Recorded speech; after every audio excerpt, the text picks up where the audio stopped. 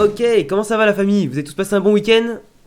On se retrouve ce dimanche soir pour parler Pokémon. Pour parler Pokémon, les prochains jeux, l'avenir de la licence, parler un petit peu de tout, finalement, tout ce qu'on aime et tout ce qu'on n'aime pas aussi par rapport aux nouvelles annonces. J'espère que vous passez tous un bon week-end et je trouve que c'est la meilleure façon aujourd'hui de finir le week-end en étant tous les quatre, avec Nash, avec Pyrrhux et avec Ed aussi bien évidemment pour pouvoir parler Pokémon d'une façon qui nous rassemble finalement. Donc je pense qu'on va profiter de ce début de live pour d'abord présenter toute l'équipe. Et je vais d'abord demander au monsieur qui a fait l'overlay du live de se présenter. Monsieur Nash, à toi l'honneur.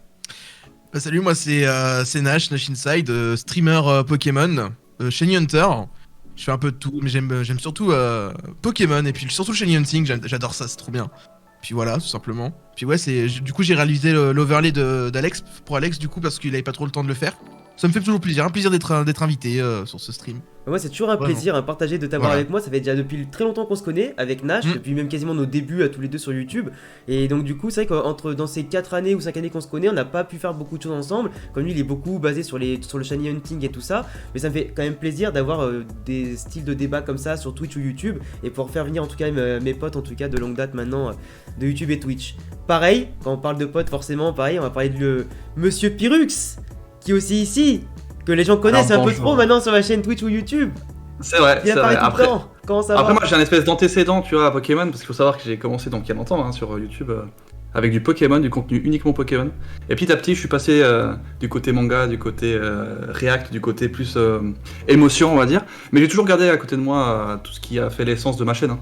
Parce qu'on se rappellera toujours, hein, et c'est pas mort, hein, j'annonce, c'est pas mort. Le duo fameux Gallius-Pyrrhux sur les jeux Pokémon, donc XY, Rosa, etc. Et j'annonce, hein, ça va se faire, hein, Diamant et Perle avec lui, ça va se faire. Donc ça va me faire plaisir de retrouver du Pokémon, parce que mine de rien, Pokémon, je joue moins qu'avant. Je sais pas vous, mais moi je joue moins qu'avant. Tu joues moins qu'avant Mais du coup, c'est bien parce que j'ai réussi à avoir... Enfin, aujourd'hui, je pense que j'arrive à avoir peut-être cette distance que j'avais pas avant, j'étais trop dans les jeux et j'attendais trop de choses, etc. On va en parler de toute façon, mais... Là j'ai pris une distance, je joue à d'autres jeux, et je pense que ça va me faire plaisir de les retrouver en tout cas.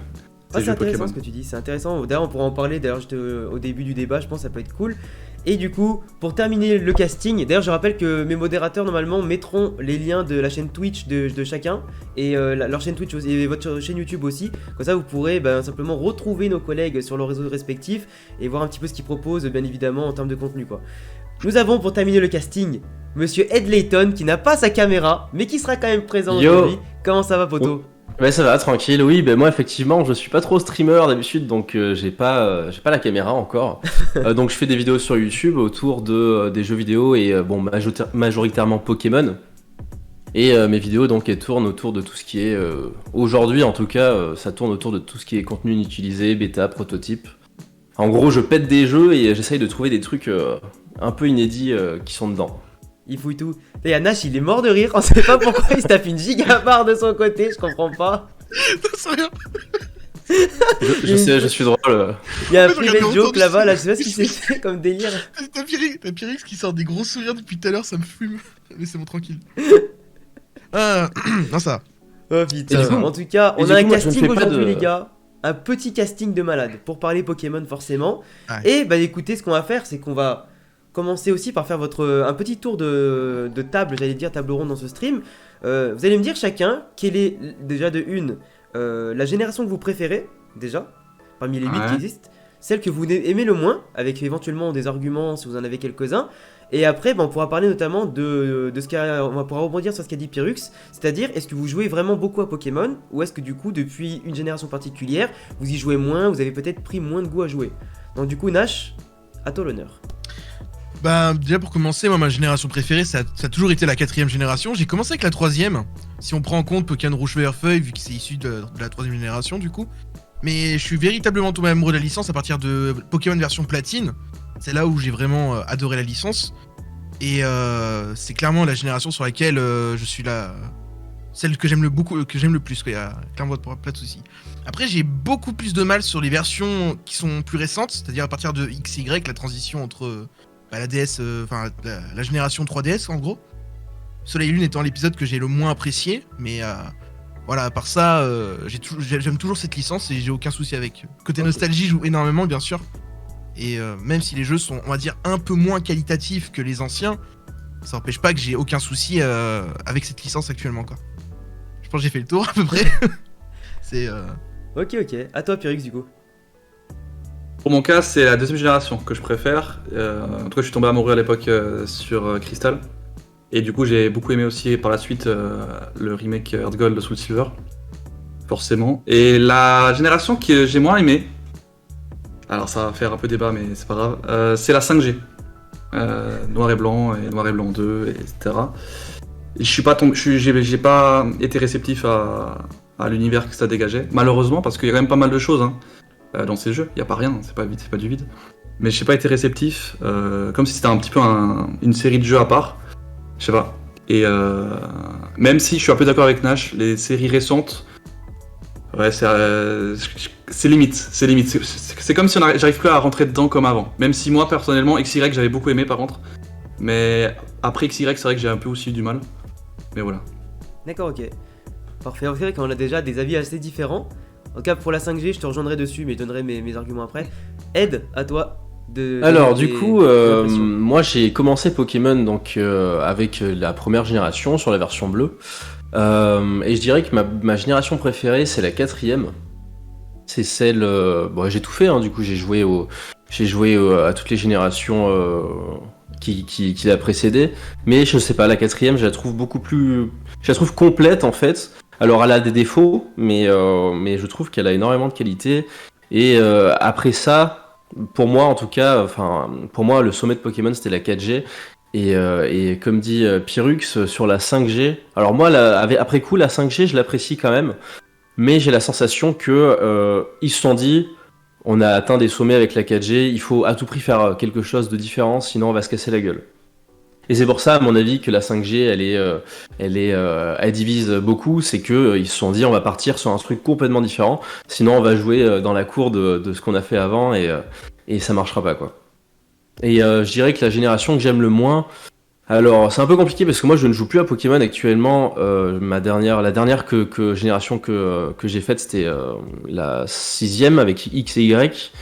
Mais là, tout récemment, du coup, j'ai trouvé Ultra Lune à 11 balles 9, donc je l'ai pris. Je me suis dit, bon, il faut quand même que les jeux pour en parler aussi, parce que vu que je viens de relancer ma chaîne et tout, et que j'ai envie de continuer à parler de Pokémon, j'ai voulu quand même tenter l'expérience, et pour l'instant, je trouve ça abominable.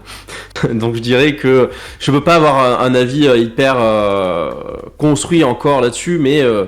là pour l'instant ce que j'aime le moins c'est Ultra Lune quoi. Enfin, j'ai trouvé ça vraiment horrible à jouer. D'accord. Et encore de ce que j'ai compris, t'as pas subi le Soleil Lune voilà. Et Ultra Soleil Ultra Lune, hein. Parce que là c'était vraiment une grosse quenelle quoi. C'était vraiment très compliqué. Ouais, Soleil Lune, quand tu joues, en fait Soleil Lune quand tu joues la première fois que c'est un nouveau jeu, et la hype et tout. Plus par contre. Ah. En même temps. Mince alors. Voilà, il a parlé de l'Ultra Soleil Ultra Lune. Ouais, c'est bien, toi t'as pas eu à faire l'enchaînement chelou. Ouais, parce que l'enchaînement. Le pigeonnier qu'on a tous subi. Ah, il va revenir. Ouais, c'est heureusement qu'il a pas la cam. Hein. C'est bon, il repop. Il s'est passé quoi? T'as eu une petite coupure de micro. Ah merde, ouais. Merde. Ok. Du coup, j'en étais où? Ouais, tu disais par rapport à Ultra Soleil Ultra Lune que t'avais vraiment du mal avec ces jeux-là. Et je te rejoins là-dessus sur le fait. Encore quand tu. Comme tu l'as dit. Nous on a enchaîné justement Soleil Lune et Ultra Soleil et Ultra Lune. Quand Soleil Lune est sorti pour la première fois c'était en 2016 il me semble, c'est ça 2016. Ouais. On n'a pas eu trop de mal parce qu'il y a eu la hype tout ça, donc le jeu c'est plutôt bien joué hein. Je veux dire on a passé un bon moment dessus parce que c'est la première fois qu'on joue à un nouveau jeu forcément. Ouais. Et quand tu dois le refaire par exemple, ce qui a été le cas pour moi plusieurs fois, c'est très désagréable. Et Ultra Soleil Ultra Lune, il n'y a pas énormément de changements comparé aux jeux précédents, il y a quand même des modifications évidemment. Enfin, c'est ce que j'ai pu comprendre. Ouais. Il y a beaucoup de gens qui ont apparemment été dégoûtés par la 7G. Ouais, déjà par Soleil. Enfin, j'ai cru comprendre que Soleil et Lune c'était pas énormément apprécié.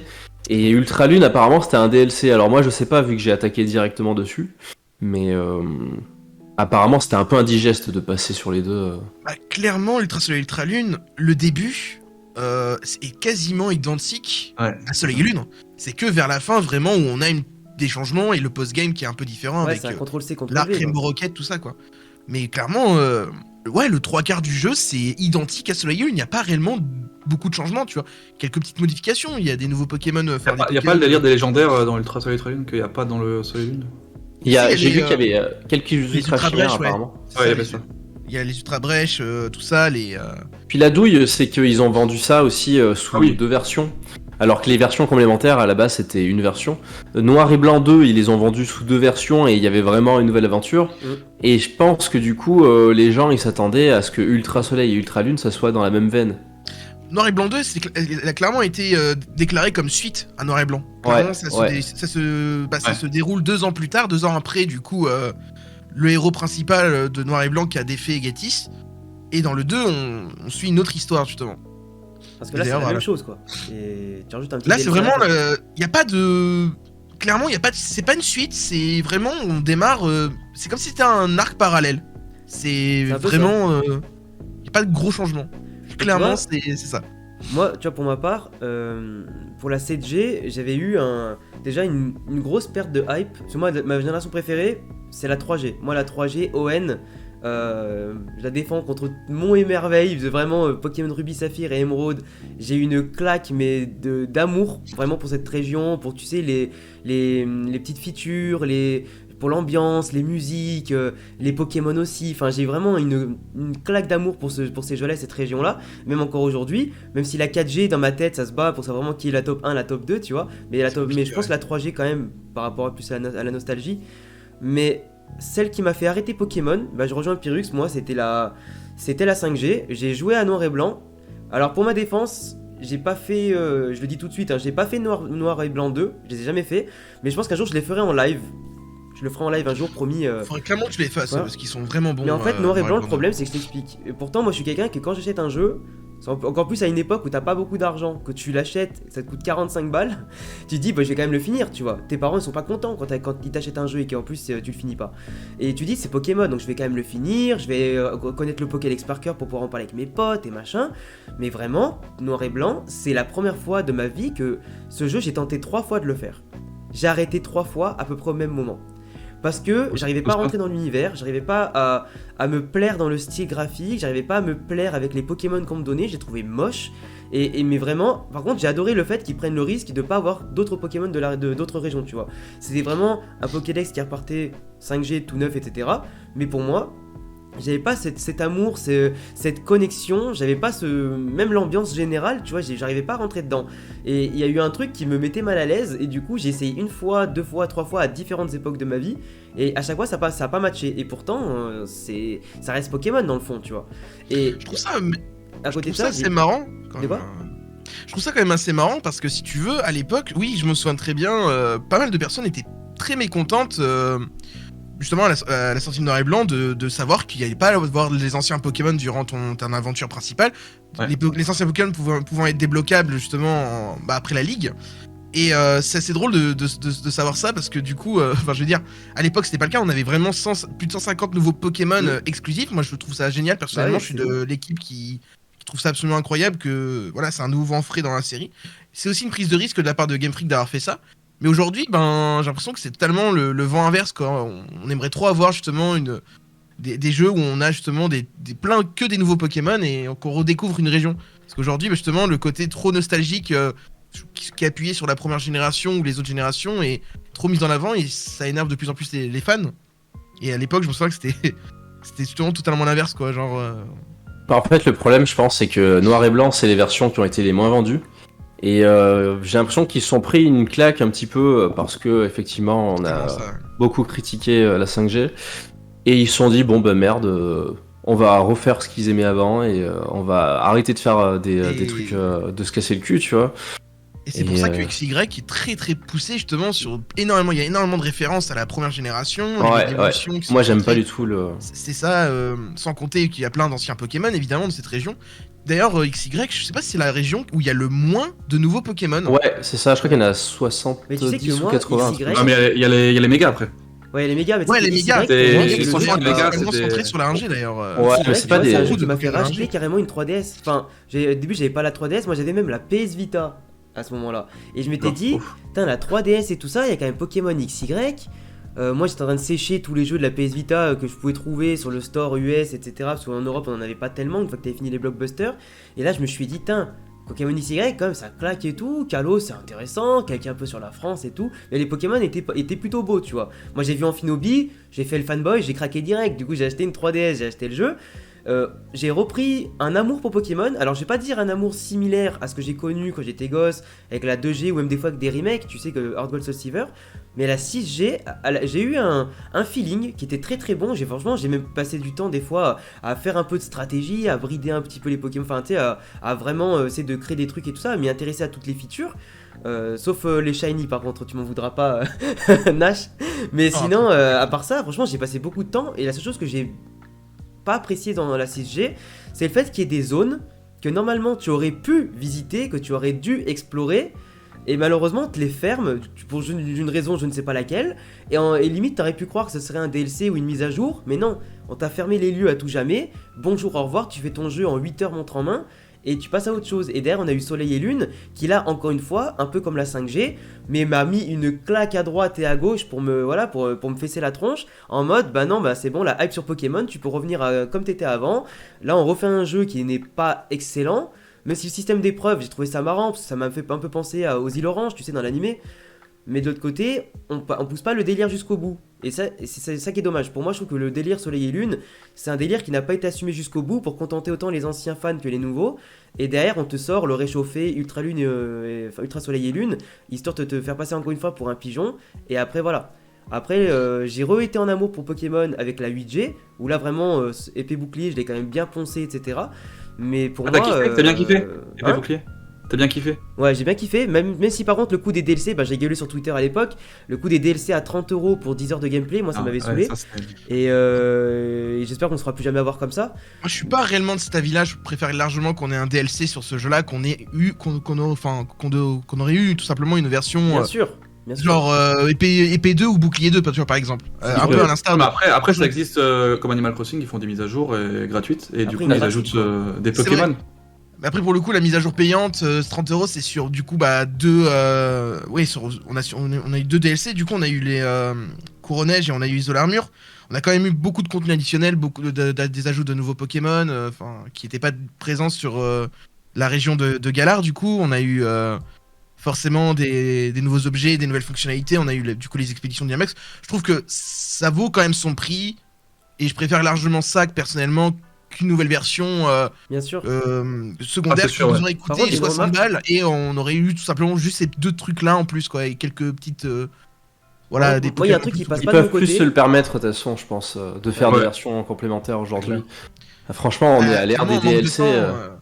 Moi je m'en rends vraiment compte à partir de la génération 3DS et le changement de plateforme, et donc il faut beaucoup plus de temps pour développer les jeux. Je veux dire voilà, il faut pas être un développeur professionnel pour le comprendre. Autant je pense que le temps que tu mets à développer un jeu DS ou même GBA ou Game Boy et un temps où tu dois développer un jeu 3DS et un jeu Switch, ça met la différence de temps est claire, et les équipes sont pas forcément augmentées et le temps de plus en plus restreint. À un moment on arrive quand même à un jeu par an. Donc les équipes sont forcément divisées et par conséquent le temps de développement est restreint et la qualité des jeux malheureusement en pâtit. C'est un gros problème. C'est gros dommage.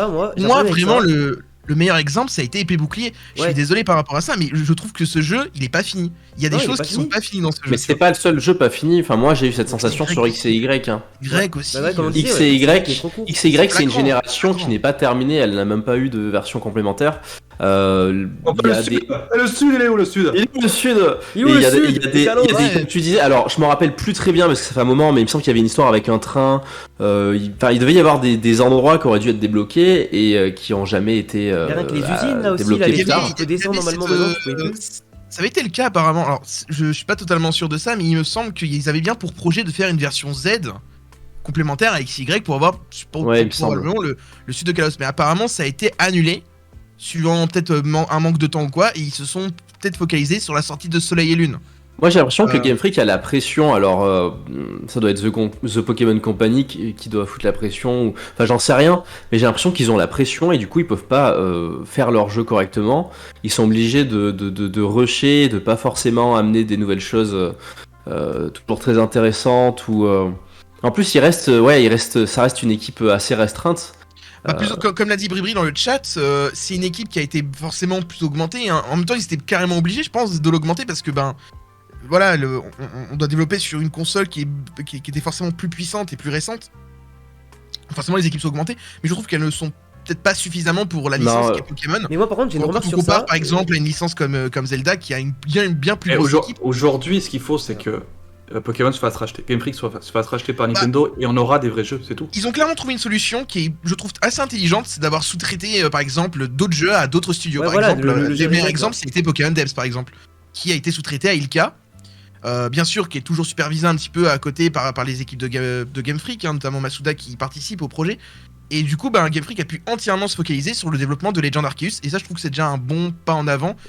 Mais par contre, le problème, moi, le truc qui m'énerve, c'est que, en fait, pour revenir un peu sur ce qu'il disait Ed et même toi aussi un petit peu avant, les équipes, elles sont pas forcément toutes augmentées et tout. Mais moi, le problème, c'est qu'en fait, quand je suis allé checker une fois pour une vidéo, je suis allé checker les stats et les dépenses de budget, etc. en production.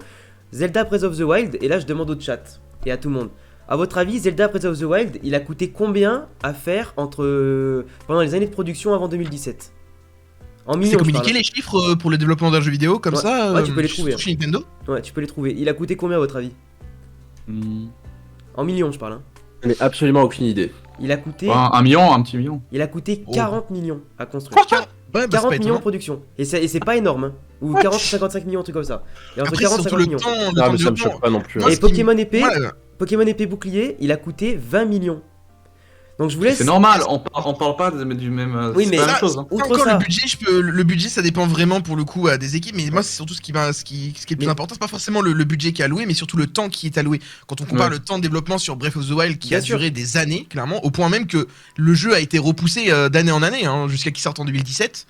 Et le développement d'un Pokémon qui je ne suis pas dans les locaux de Game Freak, mais je suppose que ça n'a pas dépassé les 2-3 ans grand maximum. Ouais, bien sûr, après c'est pas là où je voulais en venir. En fait. Je voulais pas en venir là. Parce que comme c'est Pokémon Company qui gère le budget en fait de Game Freak pour les jeux, parce que du coup on sait que Pokémon Company, voilà, ils génèrent des centaines de millions d'euros, machin, des milliards. Mais la plupart du temps, eux, leur bénéfice, il se fait plus sur les goodies et sur les cartes et machin. Ah, le marketing, clairement, le marketing joue énormément là-dessus. Plus que sur les jeux vidéo. Du coup, le fait que eux, ils fixent le budget d'un jeu, même s'il se fait en 1 an, 2 ans ou 3 ans, il y a du coup forcément la contrainte de temps, faut mettre autant d'équipiers, etc. Mais si tu veux faire un jeu de meilleure qualité en 1 an, 2 ans, sachant que The Pokémon Company, c'est quand même une entreprise qui a quand même comme je le rappelle, des milliards de bénéfices, etc., et qui ont quand même de la trésorerie importante. Si tu veux vraiment faire un jeu qui va satisfaire tout le monde, sur lequel tu peux bien bosser, en 2 ans, c'est possible, mais dans ce cas, tu augmentes tes équipes par 2, par 3, et tu as largement les moyens de le faire. Moi, quand je disais Breath of the Wild, c'est 40 millions, et Pokémon, c'est 20 millions, je parlais pas forcément de comparer un open world et un Pokémon qu'on a tous vu et revu avec un monde semi-ouvert, c'était plus dans le sens de l'ambition en fait. Dans l'ambition, tu peux pas avoir de l'ambition quand tu donnes j'ai bien entre guillemets, que 20 millions, quand tu vois que tes concurrents, parce que Nintendo, c'est eux qui gèrent Zelda, etc., c'est pas Game Freak, donc c'est quand même un concurrent, parce que tout autre jeu vidéo sera le concurrent d'un autre. Parce que si tu joues à l'un, tu joueras pas à l'autre. Donc, je dirais plus c'est des partenaires, hein, ouais, c'est des partenaires, mais ça reste quand même des concurrents. Si t'achètes un Zelda, t'es pas forcément le mec qui va jouer à Pokémon, et si tu joues à Zelda, tu joues pas à Pokémon, tu vois, et inversement. Enfin, tu vois c'est un peu des deux, ouais. Le truc pour moi, c'est que Pokémon aujourd'hui, on se contente de se dire, mon jeu va coûter 15-20 millions, je vais pas faire plus, pas faire moins, je vais pas essayer de pousser les mécaniques de jeu le plus loin possible. Et c'est quand même dommage. Aujourd'hui, on pourrait peut-être avoir un Pokémon, je sais pas, Legend Arceus, je sais pas combien il a coûté. Mais imagine un vrai jeu Pokémon qui casse tout avec un 50 millions de budget. Mec, je suis sûr qu'on aurait le plus beau jeu Pokémon de l'histoire et qui serait le plus incroyable au monde. Et pour moi, on souffre aujourd'hui, et vous allez dire ce que vous en pensez, d'un manque d'ambition dans la licence qui me plombe petit à petit. Même si là, pour Legend Arceus, j'ai une hype qui est un peu en dents de scie, mais je pense qu'on tend vers la bonne direction au fur et à mesure. Mais pour moi, la hype, elle souffre d'un manque d'ambition qui est dommage. En fait, moi, je pense que ouais, vas-y. Je vais juste faire un point rapide. Moi, j'ai l'impression que depuis, en tout cas, peut-être, je dirais, depuis Noir et Blanc notamment, et je dirais même que ça a réellement commencé depuis XY, le côté marketing, tout ce qui concerne l'animé, les goodies, tout ça, passe plus en priorité, et j'ai plus l'impression que c'est les jeux qui doivent suivre ce côté-là marketing que l'inverse, alors que ça devrait être l'inverse, justement, mais clairement, j'ai cette impression-là qu'on a, tu vois, c'est que ça suit vraiment le côté... on privilégie d'abord le marketing, déjà tout est prêt, et les jeux passent peut-être pas directement au premier plan, et c'est clairement dommage, parce que c'est quand même censé être un jeu vidéo, enfin une licence de jeu vidéo de base, quoi, Pokémon, mais... Ça, après, comme il dit dans le chat, faut pas oublier que c'était le premier jeu Pokémon épée bouclier sur console. vraie console, pas sur console portable, même si la Switch est hybride. Et c'est vrai que ça a peut-être pu jouer sur les décisions au début, faire un test, etc. Maintenant, on voit Legend Arceus, je vois pas forcément d'amélioration par rapport à épée bouclier en termes de graphisme. Après, il y en a une petite, mais légère. Déjà, le premier point, c'est que la Switch brille pas forcément sur ses performances, Non, donc faire ça. un jeu... Peut-être. Alors, il y a forcément des jeux Switch qui sont magnifiques en termes de graphisme, mais encore une fois, les équipes sont. C'est des équipes qui sont différentes et tout simplement les logiciels utilisés pour la modélisation des décors et des Pokémon et plein d'autres choses sont sûrement différentes. Peut-être que Game Freak de ce côté-là a du retard comparé à d'autres licences. Après, si les graphismes ne font pas forcément tout, bien sûr, même si beaucoup de gens retiennent ça. Il y a plein de choses. S'il n'y a pas le graphisme, il n'y a pas le scénario, il y a plus grand chose. C'est ça. Parce que le scénario, on attend un scénario depuis quand déjà? La 5G, il y a eu une espèce de scénario. Le scénario dans un jeu Pokémon, ça n'a jamais été leur grand point fort non plus. Il y a forcément... après, c'est un endroit, c'est une facette qu'ils peuvent creuser en tout cas. Pokémon, ce qui a toujours mis des claques, c'est plus les secrets que tu vas découvrir toi-même en farfouillant un peu le background et le lore, plus que le scénario, j'ai l'impression. Après, la 5G, moi j'ai pas fini jusqu'à fond, mais j'ai quand même lu le scénario. En dehors des graphismes, c'est surtout l'univers et l'ambiance des jeux qui sont importants. Moi, je pense que Pokémon, pour s'en sortir, ils auraient dû pas viser les graphismes, ils auraient dû rester dans le minimalisme et pas forcément essayer de faire dans le réaliste. Et ils auraient pu justement s'en sortir à ce niveau-là, travailler sur l'ambiance. Alors bon, moi je pourrais pas vraiment parler d'épée et bouclier vu que je les ai pas fait. Mais comme tu disais, Nash, je pense qu'après le problème c'est que Pokémon aujourd'hui ça brasse tellement d'argent que Game Freak à mon avis sont bloqués. Et quand tu regardes l'animé, t'as l'impression que bon, on va faire 4 saisons. Il faut que vous fassiez un jeu après ces 4 saisons, sinon on n'a plus rien à dire.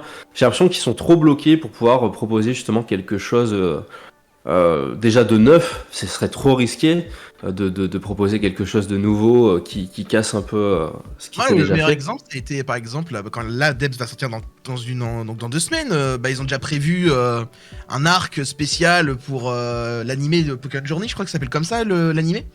Un arc spécial justement, un retour dans la région de Sinnoh, notamment avec cette histoire de monde distorsion. Genre il y a 2 Sacha, il y a 2 Aurore de ce que j'ai pu voir. Donc il y a une histoire qui va tourner autour de Diamant et Perle, enfin Diamant étincelant et Perle scintillante, je suppose. Et ça c'est sûrement réfléchi depuis déjà des mois. Oui, clairement. Ouais. Par contre, moi ce qui me fait bizarre par contre, c'est ce remake là. Je le trouve très différent des autres remakes. Qui ont été faits, et je trouve ça assez bizarre justement par exemple que l'aventure principale, alors par exemple pour les stratèges, ça va toujours se passer sur épée bouclier et alors il y aura toujours moyen de faire des combats joueur contre joueur sur Diamant étincelant et Perle scintillante, ça il y aura aucun problème. Cependant oui, les tournois officiels se disputeront toujours sur épée et bouclier.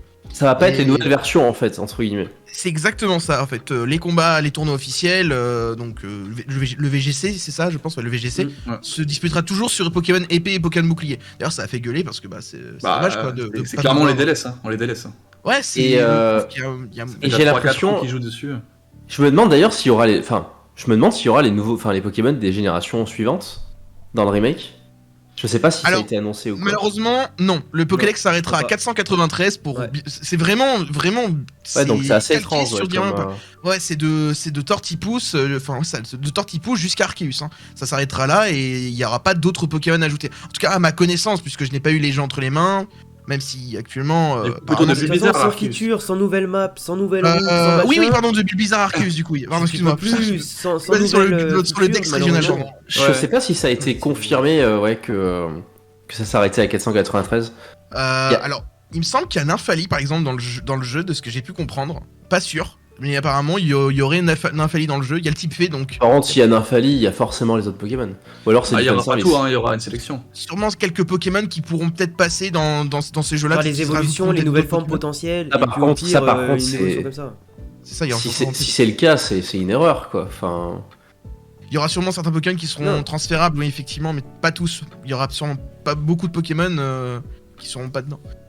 Après, les trailers, tu vois, au final, s'il faut, ils en montrent pas beaucoup. Et on risque d'être surpris. Enfin, moi, je pense qu'on va être surpris qu'ils vont rajouter plus qu'on ne pense. Faire clairement ça. Mieux on en sait, moins on en sait, mieux on se porte. Et justement, c'est ce que j'aime plus dans les jeux Pokémon, c'est cette découverte, en fait, de découvrir des nouvelles choses. Ça c'est super cool. Par exemple, imaginons dans l'hypothèse où il y a par exemple un monde distorsion dans les remakes, par exemple, bah, c'est très bien qu'ils ne le dévoilent pas tout de suite et qu'on puisse le découvrir. Mais je suis d'accord. Par contre, s'il est pas là, c'est ah bah écoute, ou on va péter un câble, on va être heureux, ou alors ça va être la douche froide, tu vois. Clairement, mais on aura peut-être qu'ils vont le rajouter à la fin comme sur Rosa. J'aimerais bien un épisode comme un épisode Delta, effectivement, ouais, mais autour de Giratina, ça serait vachement cool pour le coup. Et tu vois, le problème c'est que Game Freak et même The Pokémon Company en général, là depuis des années on est habitué à ce qu'ils spoilent tout, et allez, on est une mini part de surprise après derrière. Mais au final, là je me dis à 2 semaines de la sortie du jeu, ils ont vraiment montré ça comme un jeu où il y aura les mêmes dialogues que dans les jeux précédents. Ça c'est juste un jeu qui va être un peu plus beau, si vous acceptez de dire que les chibi aujourd'hui c'est plus beau qu'avant, bien évidemment. Mais ouais, c'est un style graphique. Ça c'est purement subjectif. Sincèrement, moi j'aime bien le style parce que ça me rappelle en fait quand je jouais sur DS c'était comme ça. Sur la 3DS. Ouais, alors pour le coup, je reviens sur ça par rapport au genre il y a plein de trailers et tout. Mais oui, moi je me souviens de l'époque de Soleil et Lune où pour le coup on avait je crois un trailer limite toutes les 2 semaines et on avait quasiment tout le Dex d'Alola qui était dévoilé. Pour le coup ils ont pas fait cette erreur là pour épée et bouclier, ça c'était une très bonne chose, ils ont vraiment pas beaucoup dévoilé, même sur les DLC je trouve qu'ils en ont pas énormément dévoilé et on a eu vraiment pas mal de découvertes. Et pareil sur Depths et surtout sur Legends pour le coup, on en sait tellement peu. Mais ils ont toujours très peu dévoilé à part sur Soleil et Lune, j'ai l'impression. Ouais, Soleil et Lune ils ont craqué. En fait, le problème c'est que ils ont très peu dévoilé sur les autres générations. Il y a toujours eu des leaks qui sont arrivés. Je pense sur Soleil et Lune, ils se sont dit merde, on va tout balancer comme ça, au moins il y aura pas de leak. C'est exactement ça, ouais. Et le problème c'est que une bonne hypothèse. Mais ça a fait que les fans, ils ont compris leur erreur, ils l'ont pas reproduit justement sur les prochains jeux, même Let's Go, même si bon Let's Go y a pas non plus il y a rien à dire. Il y a pas grand chose à apprendre sur Let's Go, mais en vrai depuis après joli Let's Go, pour le coup ils ont bien changé leur communication et pour le coup je suis très content au niveau de la communication de ce qu'ils font, que ce soit autour de Depths ou autour de Legend Arceus, c'est vraiment nickel quoi. Legend Arceus on n'en sait pas, ils nous dévoilent vraiment quelques informations au compte-gouttes. Voilà, je reprends tout à l'heure, on en parlait hors stream justement de la vidéo de présentation de Zorua et de Zoroark de Hisui. Pour le coup, c'est vachement cool, tu vois. Et voilà, par exemple, on ne sait pas à quoi ressemble par exemple le Arcanin de Hisui, tu vois par exemple. Après, la seule chose sur laquelle il faut qu'ils bossent maintenant, parce que même si ils ont progressé sur ça, justement comme tu disais sur la vidéo du reveal justement de Zorua, d'Hisui et tout ça, moi ce qui m'a énervé, et vous allez me dire ce que vous en pensez dans le chat, pour moi ce qui m'a énervé, c'est qu'on ait un trailer super beau, enfin vraiment super intriguant, qui change, qui te prend un peu au trip, parce que t'es là en mode mais c'est Pokémon ça fait flipper, c'est quand même ouf, ils parlent limite de meurtre ou je sais pas quoi. Et en fait le reveal, ils l'ont fait le lendemain. Moi j'ai fait une vidéo théorie le soir même, le lendemain il y a eu la réponse. Du coup, c'est pour contrer ces vidéos théories là. Mais oui, tout le monde a fait la même, Mais t'avais plus cette tension, cette hype, ils l'ont enlevé même pas 24 heures après, parce que le lendemain 14 heures, tu l'avais vraiment le montrer plus tard quoi. Ou alors le découvrir dans le jeu, genre te montrer dans le jeu, ce trailer là en mode petite cinématique et tout ça, parce que tu tombes sur la vidéo je ne sais quelle méthode, vu que t'as quand même un smartphone Arceus, tu peux quand même avoir des vidéos j'imagine dans ce monde là, donc tu trouves ça, je sais pas, l'archive, tu regardes ça et tu te dis putain, si ce mec là il est là-bas, ça veut dire que je vais avoir une mission dans ce monde un peu enneigé, je vais y aller, bam, et tu vas tomber sur les créatures du coup, donc Zorua et Zoroark d'Hisui. Et au final le mec, tu pensais qu'il était mort, au final bon il est pas mort du tout, mais je sais pas, il y a quand même des trucs, tu vois. Autant un mort dans Pokémon. Ouais, mais je veux dire, dans un trailer Pokémon, on parle quand même de mafia, on parle de brassement de Pokémon, d'argent, etc. Donc tu peux dire, attends, on peut peut-être arriver à un moment donné à un truc un peu plus mature. Enfin, encore plus qu'avant. Première génération, on parlait de quoi, les gars? Team Rocket, il faisait quoi? C'était de l'esclavage de Pokémon. L'esclavage, tout ça. Ouais, ils volaient des Pokémon pour les revendre. On passe un cap là. La thématique était hard déjà. Enfin, hard. Bah ouais, il y a des méchants qui ont des idées vraiment le clonage. Donc moi ça me dérangerait pas qu'ils tuent des Pokémon entre guillemets, enfin que voilà, une sorte de, je sais pas. J'avoue que laisser le mystère plus longtemps a été sympa. Après pour le coup la communication a surpris, moi j'ai trouvé ça plutôt sympa. En fait ils font des bonnes choses, mais derrière footage vraiment c'était cool vraiment pour le coup. Ils font des belles choses, mais après derrière pas qu'ils se tirent la balle dans le pied parce qu'on est toujours hypé, tu vois, mais je sais pas, ils ont un problème pour moi pour maintenir la hype et l'attention, ils se disent allez on a fait ça. Tu sais, on dirait un gars qui prépare une surprise et tu sais qu'il peut pas se oui, c'est ça, ils prennent pas de risque en fait. Et non, putain, ils ont eu peur de prendre des risques. En fait, ce qu'ils auraient dû faire, c'est qu'ils auraient dû faire ça avec plein de Pokémon et rien dévoiler et juste attendre la sortie des jeux quoi. Parce que déjà que le problème, c'est par rapport aux nouveaux Pokémon depuis déjà 3 générations maintenant, on se tape trop de nouvelles formes d'avant. Et là, ça commence déjà un peu à me saouler parce qu'on arrive vraiment à des Pokémon recyclés, tout ça, et on voit qu'il commence à avoir moins d'idées. Donc si maintenant quand t'as des bonnes idées de com, tu révèles tout, enfin tu révéles tout maintenant, et que tu laisses pas la hype justement prendre et tout, parce que moi le Zorua je suis hyper affolé, moi le Zorua 10 oui, je le trouve trop mignon, trop beau et j'ai trop hâte de l'avoir, mais par contre j'aurais préféré le découvrir en jeu, en mode... Mais c'était lui là le truc là qui a fait le bruit, tu sais, du trailer. Clairement, ça aurait été beaucoup plus intéressant. Après, je pense encore plus aimé. Ce que t'as dit, Alex, pour le coup, on s'approche très tranquillement des 1000 Pokémon quand même dans le jeu. Mais clairement. Je trouve que remettre certains Pokémon, on va dire, je dirais pas qu'ils ont été oubliés, hein, Zorua reste un Pokémon, enfin Zorua et Zoroark de base restent des Pokémon très populaires. Mais je trouve que redonner des formes à certains Pokémon est une bonne chose pour le coup. Ça permet de remettre en avant des Pokémon qui ont probablement été un petit peu... Serfros là, une évolution... Serfros qui a une évolution, on a Caninos qui a une évolution régressive. Voilà, on a une forme pour Poupix, maintenant on a une forme pour Caninos. Je reprends par exemple autour de Galar, par exemple, tu as Zigzaton, un Pokémon qui reste un peu oubliable. Linéon, Zigzaton et Linéon sont un peu oubliables, tu vois. Ils ont fait une version de Galar, du coup, avec une évolution à Linéon qui est Xon, qui est vraiment cool. Alors, tout à fait, par exemple, dans la même manière, tu vois. Attends, je trouve, dire sur ça, mais je laisse Ed.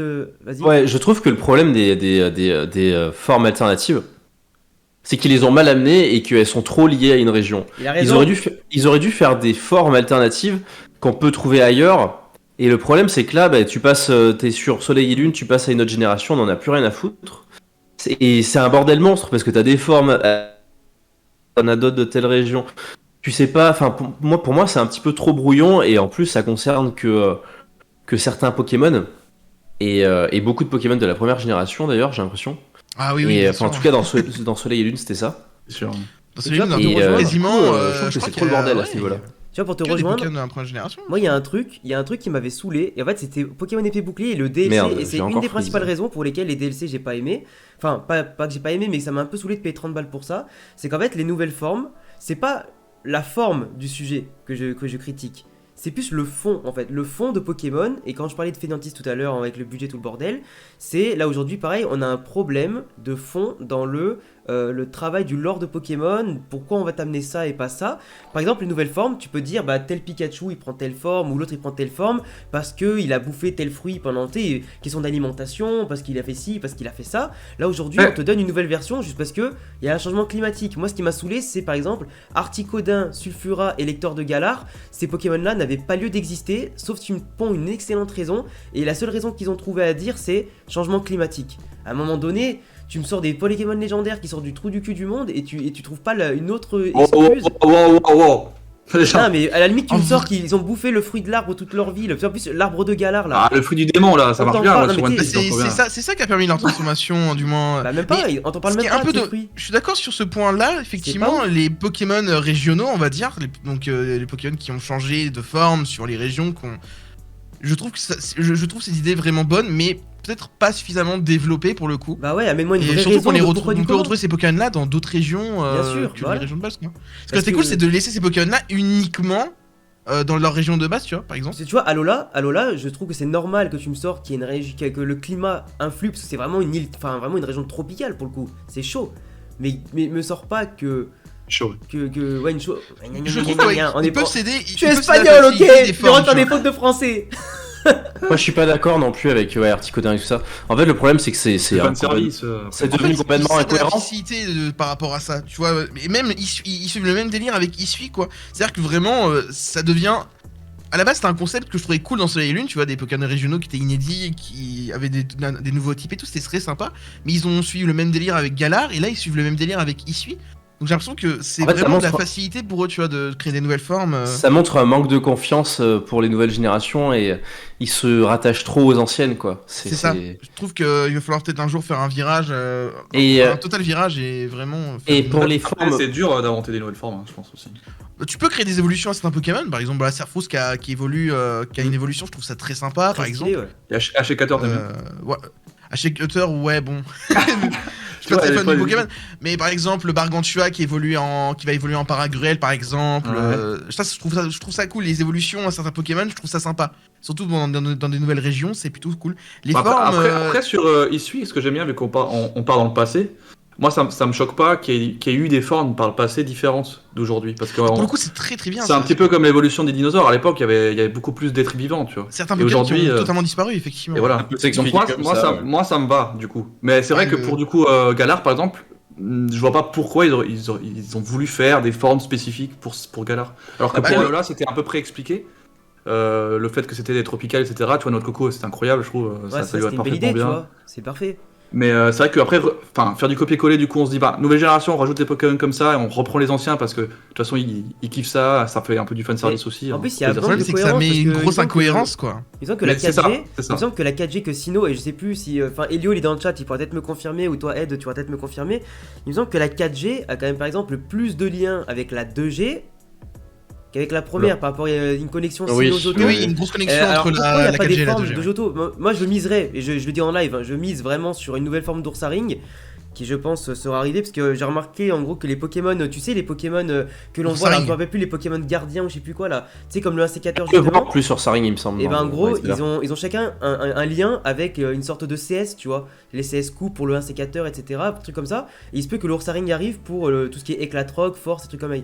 Donc moi je pense que ce sera vraiment des formes comme ça, mais je m'attends plus à des Pokémon en lien avec la 2G ou la 4G de base, avec des formes ancestrales ou des nouvelles formes, peu importe, que là, des liens avec la 1G ou avec des autres... D'ailleurs, le lien avec la 5G, je le trouve bizarre, parce que, en théorie, la 5G, les Pokémon, c'est pas du tout les mêmes, parce que Uni, c'est très très éloigné, en tout cas dans le lore de Pokémon. Du coup, ça m'a fait bizarre de voir, comment il s'appelle, Zorua, le poisson, là. Non, Zorua, Gargantua, ouais, Gargantua, oui. Enfin, plusieurs Paragruel, oui. Et Zorua, il y a eu une théorie qui disait... L'histoire de Zorua est intéressante pour le coup.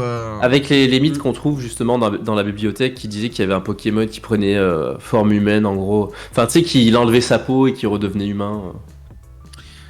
On peut imaginer que des ancêtres Pokémon de la 5G faisaient partie en fait, on va dire, du passé au niveau de la 4G, même si là on parle de 4G parce que on parle de légende Arceus, on dit tout de suite c'est la 4G, mais en fait c'est pas la 4G, c'est juste qu'il y aura peut-être beaucoup de Pokémon de la 4G, mais c'est juste un endroit qui se passe dans le passé au final. Ouais. L'avantage d'un jeu Pokémon qui se déroule dans le passé peut justifier la disparition de certains Pokémon dans le présent. Ouais. Par exemple, l'évolution de Serfrousse, si elle n'existe plus, c'est parce qu'elle a... Voilà, il s'est habitué à ne plus chasser, j'en sais rien, et puis voilà. Voilà, il a sûrement été chassé, ou il a totalement disparu, idem pour... Oui, en vrai, il y a moyen de l'expliquer. Les se sont peut-être redéveloppés, le climat a changé, et ces Pokémon ont repris peut-être les formes qu'on connaît actuellement aujourd'hui, etc. Par exemple, si on retrouve plus les Zorua ou les Zoroark de Hisui dans les régions de Sinnoh actuelles, probablement parce qu'ils ont plus été chassés, comme c'est expliqué dans la description du Pokémon, par... de leur région de base où ils ont été chassés parce qu'ils étaient considérés un peu comme le délire de chasse aux sorcières, tu vois, où ils faisaient des... Il n'y avait pas des ruines à l'époque aussi à Sinnoh là. Il y avait des ruines, ça n'a pas été développé. Bah il y a les colonnes lance et puis il y a l'histoire des ruines Sinjo où j'espère qu'on en découvrira peut-être dans Legend Arceus pour le coup parce que c'est très énigmatique. Moi honnêtement, un truc que j'aimerais voir et je me dis que c'est peut-être possible, c'est qu'il y a un lien justement entre Legend Arceus et les remakes 4G. Effectivement, ça a été dit qu'il y aurait un énorme lien entre alors il y a officiellement. Mais apparemment, enfin, il y aurait carrément moyen de faire ça, quoi. Surtout que les jeux sortent de manière très rapprochée. C'est quand même très bizarre, tu vois. Enfin, si tu veux vraiment vendre des jeux, en théorie, tu peux pas les rapprocher autant. Moi, je pense qu'ils vont vraiment faire des liens en mode maintenant, si vous voulez la suite, achetez les gens aussi faire un truc comme quand ils font dans l'animé, là, comme Nash il a précisé tout à l'heure. C'est que dans l'animé, ils vont sortir un truc où Sacha il va se retrouver avec Go, avec le monde distorsion, tout ça. Il y aura du coup Sacha qui va se retrouver devant son double, on ne sait pas quelle époque encore. Il y aura aussi Aurore qui aura son double. En fait, tout le monde aura leur double en fait. Donc, du coup, on imagine qu'il y aura une connexion présent, futur ou passé, avec du coup aussi, bien sûr, les dimensions avant tout. Et voilà, donc il se peut que peut-être que le dresseur que l'on sera dans ce jeu-là, donc des remakes, pourra peut-être envoyer des informations, entre guillemets, ou des éléments aux dresseurs que nous serons dans le Legend Arceus, et inversement, tu vois. Après, moi, je vois bien un PNJ ou des livres qui en parlent de ce passé-là, tu vois. Je sais pas. Ouais, moi aussi, ouais. Mais de toute façon, enfin, je pense que d'ailleurs, il y aura du voyage temporel et tout, quoi. Enfin, quand tu vois le trailer avec le mec qui filme ou le portable Arceus et tout. Là. Ah, pour moi, le Smart Arceus, là, ou le Arcphone, je sais pas comment il s'appelle. C'est obligé qu'il y ait du voyage temporel. Il y a un gros lien, et je pense peut-être qu'il y aura un lien avec Depths, hein, c'est totalement possible. Mais j'avoue que c'est très énigmatique, hein, c'est très bizarre, ouais. C'est. Bah, il il est totalement genre en anti, enfin je sais pas comment on pourrait dire ça, mais complètement décalé comparé à l'époque dans laquelle on vit, genre on a des Exprès justement. des boules à vapeur, tout ça quoi, c'est. C'est vrai que c'est très bizarre. Tu peux pas te dire qu'ils sont capables après d'arriver et de dire on s'en bat les couilles. Anachronique, ouais, ça merci. Anachronique, ouais. Très anachronique comme item. C'est donc sûr. Ouais, à mon avis, il y aura des liens. Moi, j'ai pas trop aimé le délire de tout le monde est l'ancêtre de tout le monde, par contre, quoi. C'est un peu facile. C'est facile, tu sais. Ça fait, tu sais, à la fin d'Harry Potter, en mode, on fait tous des gamins au même moment et on met tout. C'était quoi déjà Bah moi, le plus cramé, c'était clairement Corbier, forcément l'ancêtre de Sorbier. On a comment ça s'appelle Selena, l'ancêtre d'Elio. T'as aussi Marcia, qui devient Marcia. C'est très. Non mais c'est trop. Il y a beaucoup. Ouais, bah, c'est facile, mais du moins, au moins ça fait le lien, on va dire. Voilà, il faut pas être bête pour ça. Ouais. Par contre, moi, celui qui m'intrigue, c'est ils vont forcément faire un lien avec Cynthia, tu vois. Ils en ont pas parlé du tout encore. Et c'est très bien qu'ils en aient pas parlé, mais il y aura forcément un truc avec Cynthia, quoi. Enfin, ouais, Cynthia, c'est sûr, l'ancêtre de Cynthia ou. C'est le personnage le plus proche de la mythologie. Peut-être la grand-mère de la doyenne, tu sais, de Célestia, là. Ce serait l'arrière-grand-mère ou la grand-mère. Je pense plus la grand-mère pour le coup. Après, on sait pas réellement en quelle année. C'est 200 ans pour le coup. 200 ça pourrait 300 ans avant, ouais, c'est ça. 200-300 ans, donc ça pourrait être totalement la grand-mère de la doyenne de Célestia, justement. La grand-mère, hein. Peut-être qu'on en saura plus justement autour de cette fameuse grotte qui se trouve à Célestia, tu sais, avec les peintures des trois craies par exemple. J'aimerais bien, j'ai très hâte en tout cas. Legend Arceus pose énormément de questions dont moi j'attends personnellement. Je pense que vous aussi les réponses, parce que clairement là, niveau lore Pokémon, je pense qu'on va être véritablement servi, sachant que Sinnoh, c'est vraiment à partir de Sinnoh on a vraiment eu un développement énorme sur la mythologie Pokémon. Genre c'est vraiment de là en fait où tout part, genre l'histoire autour d'Arceus, la création du temps, de l'espace. Ils ont fait le lien avec les golems, ouais, c'est là où ils ont avec les vraiment golems, tout ça, et à partir de là on a pu réellement en fait avoir un point alpha quoi, donc vraiment le tout début. Et ce qui m'intrigue beaucoup aussi, c'est alors bon, la région elle est inspirée sur Hokkaido. La région japonaise qui a été colonisée, il y avait un peuple qui a été massacré, etc. Bon, ils vont pas faire ça, mais je me demande du coup s'ils vont, si on va rencontrer un autre peuple ou si il y aura déjà des vestiges, parce que il y a forcément des vestiges, les grottes, les colonnes lance, tout ça, c'est pas toi qui vas les construire, quoi. Enfin. Pour moi, c'est sûr qu'il y aura un délire d'anciens peuples parce que, comme tu l'as dit, les colonnes lance n'ont pas été construites d'elles-mêmes. Il y a forcément un truc. C'est tellement bien. Tout ça va être assez intriguant, je pense. Et je me demande vraiment si je sais pas s'ils vont jouer le truc en mode en rencontre un peuple ancien, tu vois. Parce qu'en fait, dans la vraie vie, c'est ce qui s'est passé, mais bon, vu qu'ils les ont massacrés, ils vont pas s'inspirer de ce genre de truc. À mon avis, aussi à leur place. Ça pourrait être une guerre. Hein. Le DR des guerres est très mis en avance dans Pokémon, hein, que ce soit avec le Major Bob qui aurait fait la guerre justement, ou dans XY tout simplement, où on a littéralement une histoire de guerre, quoi.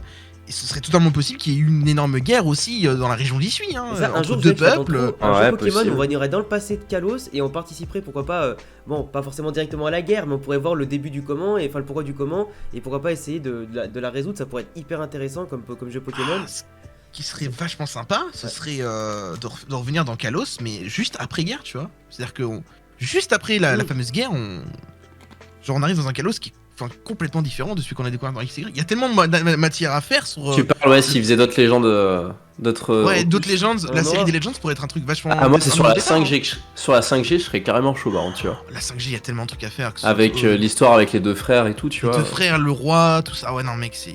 Le dragon sur originel. Sur la 5G, il y aurait moyen. Le dragon originel, t'as moyen de faire un jeu solo sur lui trop facilement, genre. Ouais, c'est clair. Abusé, quoi. Et même l'ancienne guerre de Kanto et Johto, ça pourrait être bien aussi, tu vois. Enfin, tu sais, tout ça là, ça pourrait. Ouais, parce que Kanto et Johto étaient en guerre, effectivement. Il y a tellement de trucs à savoir. En fait, ce qui m'énerve avec Pokémon, c'est que t'as un lore qui est exceptionnel. Et vraiment, quand je regarde toutes les licences que je connais au monde, il y en a rarement qui sont aussi fouillés, qui sont aussi. Tu sais, il y a plein de liens qui se font. Mais par contre, c'est feignant as fuck, quoi. Faut que toi, t'ailles chercher l'information. Et en fait, on t'en parle rarement, on développe pas cet aspect-là dans le. Faut pas oublier que Pokémon, ça reste une licence qui est destinée aux très jeunes. Hein. C'est-à-dire que forcément, oui, l'hypothèse. Moi, ce que je trouve vraiment dommage, c'est que les développeurs ou même ceux qui s'occupent des jeux Pokémon se rendent pas compte que les enfants d'hier en fait sont devenus les adultes d'aujourd'hui, tu vois, donc ils ont forcément grandi. Et je trouve qu'il faut pas les oublier parce que ces personnes-là, parce que moi personnellement j'ai découvert Pokémon, j'avais 10 ans, tu vois, donc j'étais un enfant littéralement, tu vois. Aujourd'hui j'ai 24 ans et j'adore toujours autant Pokémon, tu vois. Oh le bonhomme. Et je pense que c'est le cas d'énormément de personnes, on a même certains qui ont la quarantaine qui adorent Pokémon. Et je trouve qu'il faut pas oublier ces personnes-là. Et le développement d'un lore, ils ont fait quand même des bonnes choses, que ce soit les Pokémon Origins par exemple, avec Pokémon Origins ou les comment ça s'appelle, Pokémon Génération, justement, qui était vachement sympa. Stylé, ça. C'était très très stylé ça. Et là ils ont refait justement avec récemment avec Pokémon Evolution, qui est certes très court mais qui est aussi très intéressant, même si on n'apprend pas grand chose. C'est repris littéralement des jeux, mais ça reste vachement cool. Et je trouve qu'ils devraient vraiment pousser ça. Et je pense que dans Legend on va être bien servi. On aura, je pense, une très belle histoire et un très bon lore, je pense, autour de ces jeux-là. Même Depths, même si ça reste un remake, qu'on sait déjà par des choses, il y aura quand même des nouveautés dans les jeux qui pourront peut-être nous faire plaisir. Quelle nouveauté par exemple? Qu'est-ce que t'aimerais voir? Je sais pas, par exemple, ce serait cool d'avoir probablement des nouveaux personnages qui pourraient être teasés, par exemple. Après, je m'attends pas non plus à des gros changements, évidemment. Des trucs un peu comme ils avaient fait dans Heart Gold et Soul Silver. Ils avaient rajouté des trucs un peu intéressants, mine de rien, même des trucs à la con, genre le Pokéathlon ou des trucs comme ça. Le truc le plus con, et pourtant que j'ai trouvé le plus stylé, c'était les ruines Sijo en fait. Ouais, c'était très stylé, ouais. Et puis sortir un événement autour de ça, ça pourrait être vraiment cool, quoi. Ouais. Et puis on sait pas vraiment où elles sont ces ruines, mais on sait qu'elles relient les deux régions. Enfin, c'est d'ailleurs pour ça que j'adore autant Gold et Silver. Déjà, les events de la génération DS, c'était vraiment excellent, que ce soit autour justement du Arceus. Je crois que c'est le Arceus Machina pour les ruines Sinjo. On a eu le Celebi qui remonte dans le temps, où on voit un meilleur développement de ton rival en plus. Non, ça c'est un truc de fou par contre. C'était vraiment bien. Ouais. Et de pourquoi Giovanni ne veut pas revenir rediriger la Team Rocket. Le Pichu 3 épis, mais ça reste très gentil, tu vois. Et je trouve que ça me manque, ce genre d'événement qui rajoute tellement plus de piquant autour de ça. Ce qui serait vraiment génial dans les remakes, mais j'en demande peut-être un peu trop, ce serait un meilleur développement autour de Darkrai ou de Cresselia par exemple, ou de Shaymin, de Arceus forcément. Cresselia, tu voudrais faire quoi de plus? Enfin, même si mine de rien dans les jeux on n'a pas creusé. Oh, Darkrai, il y aurait moyen de faire une histoire. Darkrai, t'as moyen de faire une bête d'histoire dessus. Et tu les Darkrai. Genre, d'où vient Darkrai et pourquoi il y a un combat entre Darkrai et Cresselia, tu vois. Même sans dire d'où il vient, tu vois, mais tu peux avoir un morceau de scénario où. D'ailleurs, quand tu récupères. T'avais une histoire qui était intégrée au jeu avec Cresselia, en mode il y avait le gamin qui était malade à cause de Darkrai, il fallait qu'on aille sur l'île pleine lune pour récupérer la lunelle de Cresselia pour le réveiller. Tu aurais moyen de faire un truc avec Darkrai avec le vieux château par exemple, tu vois. Le vieux château qui ne sert à rien dans Diamant et Perle. Oui, il y a eu un event de Darkrai sur Noir de Blanc 2, effectivement, et il me semble qu'il y a eu un truc comme ça. Mais vous savez, dans la saison actuelle de Pokémon, dans l'animé, ils ont fait un double épisode justement avec le retour de Aurore. Et t'avais justement une histoire autour de Darkrai et Cresselia. Et c'était plutôt stylé. Genre en mode au début tu penses qu'ils se détestent, au final ils s'aiment bien tous les deux, tu vois, enfin du moins l'un peut pas vivre sans l'autre. Ils sont complémentaires en fait. Ouais, c'est l'ombre, c'est le jour et la nuit quoi. C'est ça, ouais. Entre guillemets, ouais. C'est la pleine lune et la nouvelle lune. Pareil, Shaymin, ce serait cool qu'on ait un plus gros développement dessus, tu vois. Genre d'où vient-il C'est quand même fou qu'ils inventent des Pokémon, enfin. Et en fait on les utilise pas du tout. Ouais, je suis d'accord. Il te file un ticket et ciao. Le pire c'est Itran quoi. Itran il a zéro intérêt je trouve. C'est vraiment dommage. Pour le coup les Fabuleuses servent notamment, mais c'est là où je m'en suis en fait tout simplement on s'en rend compte, c'est que Fabuleuse sert surtout un peu de publicité pour les films Pokémon. La plupart des Fabuleux qui sont présentés, que ce soit Shaymin avec donc Giratina. Enfin le premier qui a été on va dire officialisé et utilisé, c'était donc du coup Darkrai avec l'ascension de Darkrai, le film. Justement. Oh même avant sur avec Jirachi, Ouais, bien sûr. Mais je parle surtout de la 4ème génération. On a eu Shaymin, Shaymin qui fait la promotion de Giratina et le Gardien du Ciel. Puis on a eu évidemment Arceus avec le film Arceus et le Joyeux de Vie. Donc ces 3 fabuleux ont été teasés. Enfin, on l'a découvert avant parce que les fans ont évidemment trouvé un moyen d'accéder à ces fabuleux là. Avant que d'ailleurs, pour l'anecdote, c'est assez drôle, c'est que Game Freak justement était pas content de ça, tu vois. Non. Et c'est d'ailleurs pour ça en partie qu'on n'a pas eu notamment les items qui permettaient de débloquer ces Pokémon. Ils les ont directement distribués, pour la plupart. Et on n'a jamais eu. Faut savoir que la flûte Azur, la carte membre alors. Je crois que dans Diamant et Perle, il y a que Darkrai et Shaymin qui. Dans Platine, la carte membre a été distribuée. Aucun des trois. Il me semble. Il y a que la flûte Azur qui a jamais été distribuée. La lettre chaîne et la carte membre ont été distribuées dans Platine. Ouais, il me semble. En tout cas, il me semble qu'il y a que la flûte Azur qui n'a jamais. La flûte Azur sur les deux versions n'a jamais été distribuée par contre. À personne. À personne. Dans le monde, personne, tu vois. C'est ça, ouais. C'est quand même abusé. C'est pour ça que Arceus n'est pas legit. Il fallait faire les glitches, fallait faire les glitches, et puis voilà.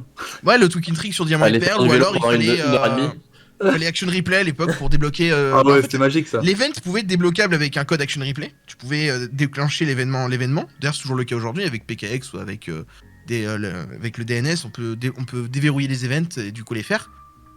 Mais ça n'a jamais été donné officiellement par Game Freak malheureusement. Shaymin, il avait surtout lui à lui tout seul justifié la sortie de Donjon Mystère Explorateur du Ciel.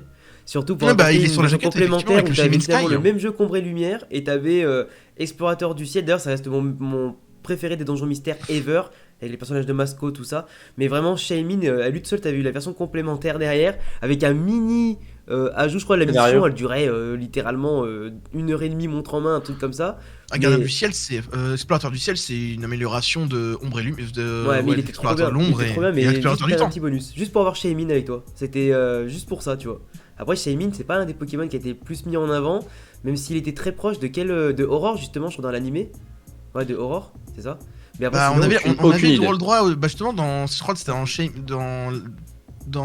Giratina et le Gardien du Ciel, t'avais la forme Sky de Shaymin, il me semble, qui était dévoilée dans Sky, ouais, exactement. Mais elle était pas dans Diamant et Perle, elle était dans Platine. Tu pouvais la débloquer dans Platine en parlant avec PNJ à Floraville, justement. Si tu l'amenais avec. Si t'avais ton Shaymin dans ton équipe et que tu parlais à l'OPNJ dans Floraville, elle te donnait la grâce idée que tu pouvais. Seulement le mardi à partir de 15h, je crois. Ouais. Je crois qu'il y avait un délire comme ça, je me souviens plus, ça fait super longtemps. Il y avait un truc tous les jeudis, vendredis, on peut le trouver. D'ailleurs, pour anecdote, cette PNJ justement, et ça c'est vachement cool, elle est dans Diamant étincelant et Perle scintillante. Elle est à Floraville, donc on sait qu'elle est dans le jeu. Donc probablement qu'il y aura la forme Sky de Shaymin dans les remakes. Et donc ça confirme qu'il y aura probablement les événements dans les remakes, probablement. Parce que s'il y a la forme Sky du coup de... Enfin je veux dire, s'il y a la PNJ qui permet de donner la grâce idée à Floraville, je pense qu'il y aura probablement... Shaymin et sûrement les autres fabuleux comme Darkrai et avec Arceus. les cadeaux mystères, tout ça, mais si à l'époque il pouvait en avoir, maintenant c'est tellement connecté, on a tellement vu et revu ces jeux là que s'ils font vraiment un jeu copier-coller avec juste les nouveaux types, le type fait qui est intégré, allez, imaginons ils foutent Nymphali et 2-3 petites évolutions comme ça pour garder une cohérence avec certains Pokémon qui existent maintenant. S'ils foutent pas tous les événements et les flûtes et des machins et les possibilités de capturer tous les Pokémon. Enfin, ça ferait un peu chier quand même. Non, mais en vrai, ça ferait un peu chier. Après, il y a une grosse amélioration, c'est pour les souterrains. C'est pas dégueu ça, parce qu'à l'époque. Ça c'est pas mal. À l'époque, faut savoir qu'il y avait genre que deux types feu dans le jeu. Il y avait ton starter et le Ponyta. Et puis la Hitran à la fin.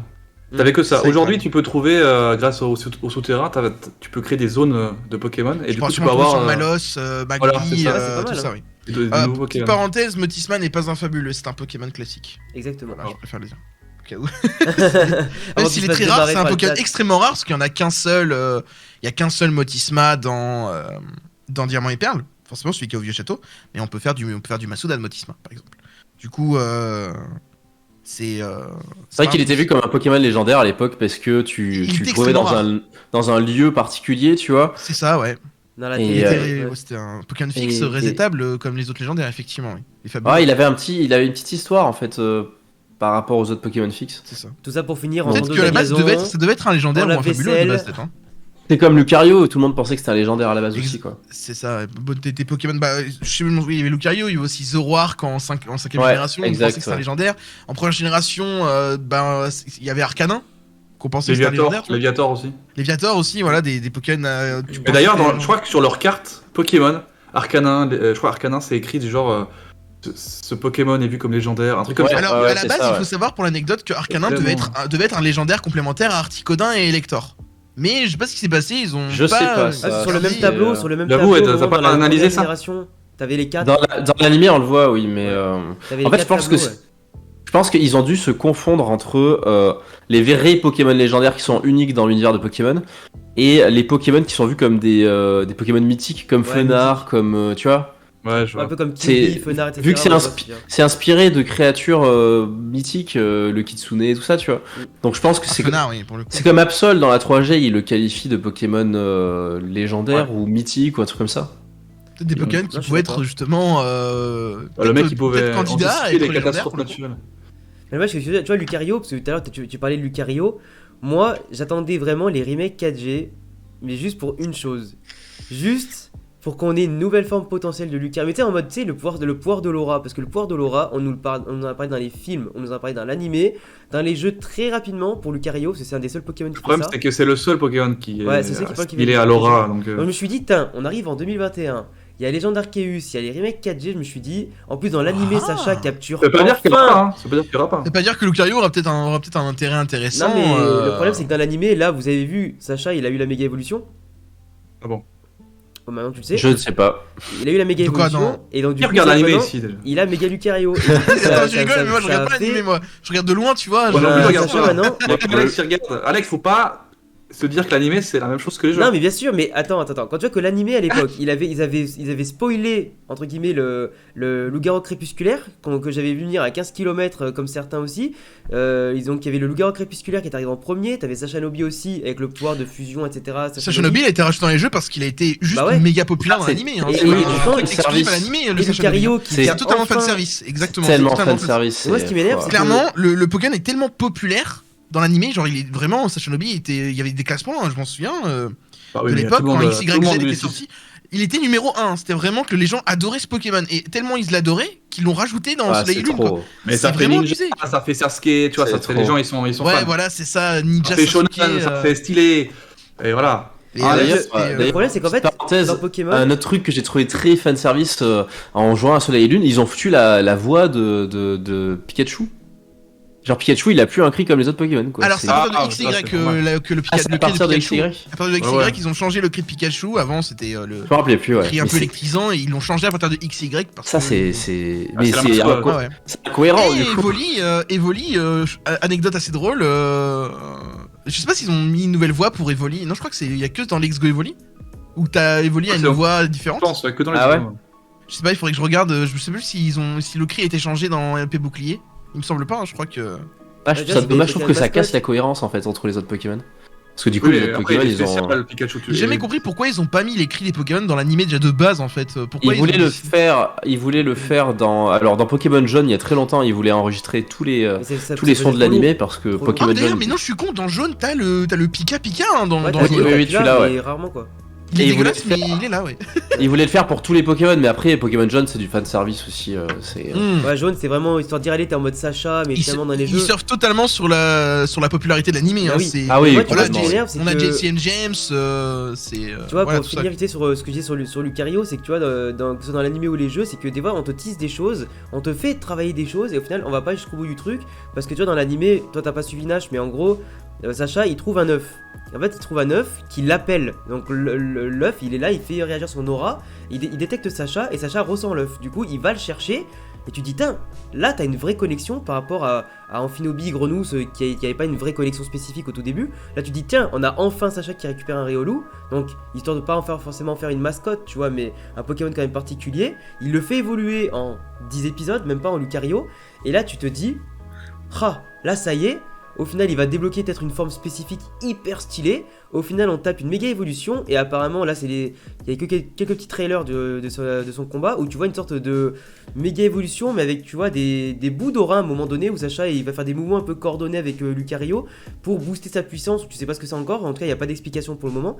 Mais tu te dis, c'est dommage. Et j'aurais bien aimé, tu vas avoir un Lucario spécifique comme ça. Et pourquoi pas que Riolu, un jour, il devienne pas forcément une mascotte comme Pikachu et Evoli, mais.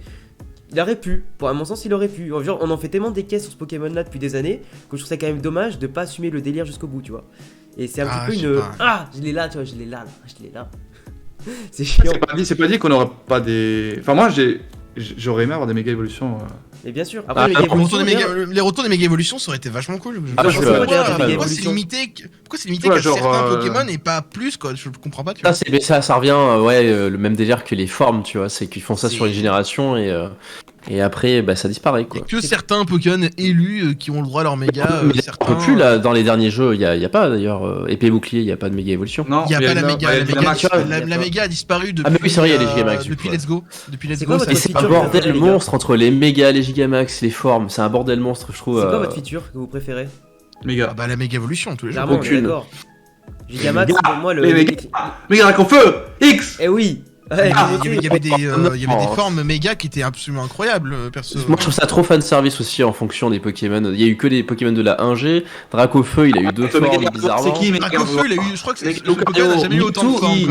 Mewtwo il a eu 2 formes alors que déjà c'est incohérent avec le scénario. La forme Y comme Dracofeu. Moi c'est un peu n'importe quoi. Il a une forme psychique et une forme un peu. Mais Mewtwo c'est un Pokémon qui a été créé par les hommes. Ouais. Et il a une forme méga évoluée. Je trouve que c'est incohérent qu'il est. Enfin. Ouais. Non, je trouve qu'il y a ça amène trop de problèmes ce genre de choses. Ouais, ça c'est encore une fois, c'est une énorme incohérence parce que qui a créé du coup la méga gemme pour Mewtwo? Vu que c'est un Pokémon qui a été. Après, lui, il a l'ADN de Mew qui a l'ADN de tout le monde. D'un côté, si un Pokémon peut méga évoluer et que Mew possède tout l'ADN de tout le monde, bah peut-être que comme Mewtwo c'est un clone, il a pareil, du coup il a déjà des gènes qui lui permettent peut-être de raisonner méga évoluer. Non, mais non. Ça fait, pour moi ça fait. Parce que attends, les méga gemmes ça vient. Les méga gemmes c'est pas dit que ça frère, vient on est sur Pokémon, il y a tout qui est tiré par les cheveux quasiment. Mais moi je vois le trop tiré par les cheveux. Ah non, les méga gemmes sont créés justement à cause de la machine de AZ, il me semble, non? Oui, je crois qu'il y a un délire comme ça. Ouais, c'est un délire comme ça, il me semble, ouais. Mais déjà la méga évolution, déjà pour moi, ce que je trouve en tout cas intéressant, c'est que tu vois, ils mettent au fur et à mesure du temps des features, et qu'après, du coup, comme nous, on a fait les premiers jeux où il n'y avait pas de features, bah du coup, pour que ce soit cohérent, bah ils essayent un petit peu de te l'amener en mode, bon, nouvelle timeline, nouveau truc comme ça. C'est une nouvelle timeline, c'est voilà. Et ils allaient, ça, ils l'ont connu, nous on l'a pas connu. T'as l'univers enfin t'as l'univers non méga évolution. Ils ont commencé à partir cache-misère, ils étaient obligés de passer par là. En fait, c'était tellement devenu le bordel qu'ils ont dit, bah, il y a des multivers, du coup, on peut faire ce qu'on veut. En vrai, j'ai l'impression que chez Nintendo, les univers, ils ont un peu du mal, que ce soit avec Zelda ou Pokémon, j'ai envie de te dire. Ah ouais, j'ai un peu l'impression, ouais. C'est vrai que Zelda, c'est un peu le bordel aussi au niveau des timelines. Est-ce qu'il a tué Ganondorf dans celui-là? Est-ce qu'il s'est fait tuer par contre, machin? Du coup, il vient ici dans le passé, tout ça. Ouais, c'est vrai que t'en as plein. Mais les Pokémon, c'est clair que le problème, c'est que quand tu crées un univers au début, que t'es pas sûr que ça perce, mais que finalement tu te dis si, que je fais du coup argent et or, ça perce aussi, finalement je fais la 3G, on pense quand même à quelques features intéressantes, mais les features finalement elles sont arrivées qu'à partir de la 6G avec la méga évolution. Je parle de grosses features, hein, je parle pas des petits ajouts. Tu dis quand même au bout de 6 générations... Entre 2G et 3G quand même, plus que des petits ajouts quand même. Non mais quand je parle de gros d'ajouts, je parle juste vraiment, tu sais, de méga évolution, Gigamax... Oui, des nouvelles formes quoi. Pas de combat double. Système de combat, on va dire. Ouais. Voilà, exactement. Et du coup, vraiment je trouve ça après c'est dur hein, quand même de garder une cohérence par rapport à tout ce qui a été dit avant, sans le balayer, tu vois. Mais vraiment, ils sont dans la merde. T'as ceux qui essayent de trouver une cohérence et ceux qui essayent pas, et à mon sens, eux ils rajoutent et ils se disent oh nique sa mère, ça passe, ils sont contents. Bah, en fait, maintenant c'est trop tard, donc bah oui. C'est trop tard. La spirale est enchaînée quoi. Là maintenant il faut qu'ils fassent avec leur touche. Je pense que le problème vient de Noir et Blanc. Ils ont fait trop de Pokémon. Et moi je pense qu'ils auraient pas dû faire des Pokémon que des Pokémon, comment dire. Dans Noir et Blanc ils ont voulu faire en sorte qu'il y ait pas d'anciens Pokémon. Pour moi c'était une erreur. Je pense qu'ils auraient dû faire beaucoup moins de Pokémon. Ils auraient dû faire, je sais pas, 90 Pokémon. Ouais, 90 nouveaux Pokémon et rajouter des anciens Pokémon d'autres régions. Ils auraient dû faire ça sur toutes les générations. Ils auraient dû faire entre 80 et 90 Pokémon. Un peu moins de Pokémon, effectivement. Peut-être un peu moins d'une centaine par génération, voilà, ça aurait été parfait et ça aurait évité ces ajouts de forme. Après, la méga évolution reste quand même une super invention, tu vois. Moi, je trouve pas. Bah, après, c'est une question de goût, mais. En fait, ils vont utiliser des Pokémon d'une autre manière, tout en ayant un pseudo nouveau Pokémon, mais c'est pas le cas. Et du coup, ça permet d'avoir moins de Pokémon. Et moi, je trouve ça bien. Ouais, mais moi, justement. Alors que inventer des Pokémon nouveaux qui sont nuls à chier et que, en fait, on va les oublier d'ici. Je trouve que c'est trop se reposer sur les anciennes générations que de créer des méga évolutions. C'est normal de jouer avec la nostalgie. C'est normal. Mais oui, mais justement. Regarde, attends, mais les FF, il y a 15 jeux.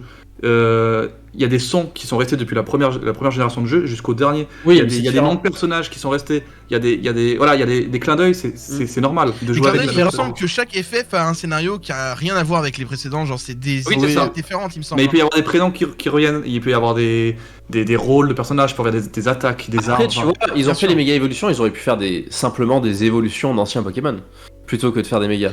Mais pour le coup, ça aurait été intéressant. Ils en font plus maintenant, j'ai l'impression. Bah pour le coup, avec Legend Arceus, on aura des nouveaux Pokémon qui auront des évolutions. Ouais, c'est des formes différentes qui ont des évolutions. C'est ça, voilà. Mais au moins, enfin, je veux dire, pour le coup, Serbien, je sais pas comment on dit, Serbien ou Serbilin, je sais plus. Serbien, Paragruel, pour le coup. Ouais, ils ont des évolutions pour le coup. Auront des évolutions. Ça, c'est des évolutions, c'est plutôt sympa pour le coup, effectivement. Mais ouais, mais moi je pense que vraiment le problème c'est la 5G. C'est la 5G qui a fait un peu effondrer le truc, quoi. C'est con, hein, mais. Ils ont fait une prise de risque et après ils ont essayé de partir, le côté exclusif, ça, du coup. À l'antithèse, quoi, de ce que de ce qu'ils ont fait dans Noir et Blanc. Et du coup, ils ont dû gérer le bordel après, tu vois. Et c'est pour ça d'ailleurs qu'il y a très peu de Pokémon dans la 6ème génération. Tu veux savoir mon avis sur la 5G et tout là quand... C'est dans lequel? C'est dans Noir et Blanc ou dans Noir et Blanc 2 qu'ils ont fusionné les Pokémon déjà? Kyurem et... Noir et Blanc 2 avec... Bah, moi je pense que tu vois, au bout d'un moment, quand il y aura vraiment plus d'idées de nouvelles features, parce que moi je pense qu'aujourd'hui, dans quasiment tous les sauts de génération, quand on aura vers la 7, la 8, la 9, bah, quand on aura la 9G et la 10G, on aura chaque fois une nouvelle feature. Et au bout d'un moment... Fusion. On va se taper une fusion. C'est Oh sûr. Les fusions des Pokémon, alors peut-être pas avec les anciens, mais peut-être avec juste une. Après, c'est un peu trop Digimon, hein, c'est ce que j'ai peur. Mais c'est un bordel monstre. Avec 1000 créatures, tu veux. Enfin. Et il y a des sites qui existent, il y a des fusions sympas, mais. Dans Digimon, il y a beaucoup de fusions. un sacré bordel, les fusions. Hein. Dans Digimon, il y a beaucoup de fusions. Et en fait, je me dis que tu vois, à l'époque, les gens critiquaient Digimon pour être un plagiat de Pokémon parce que c'était totalement faux. Chacun avait que ce soit dans l'animé ou le jeu vidéo, t'avais beaucoup de features qui étaient même, tout était totalement différent.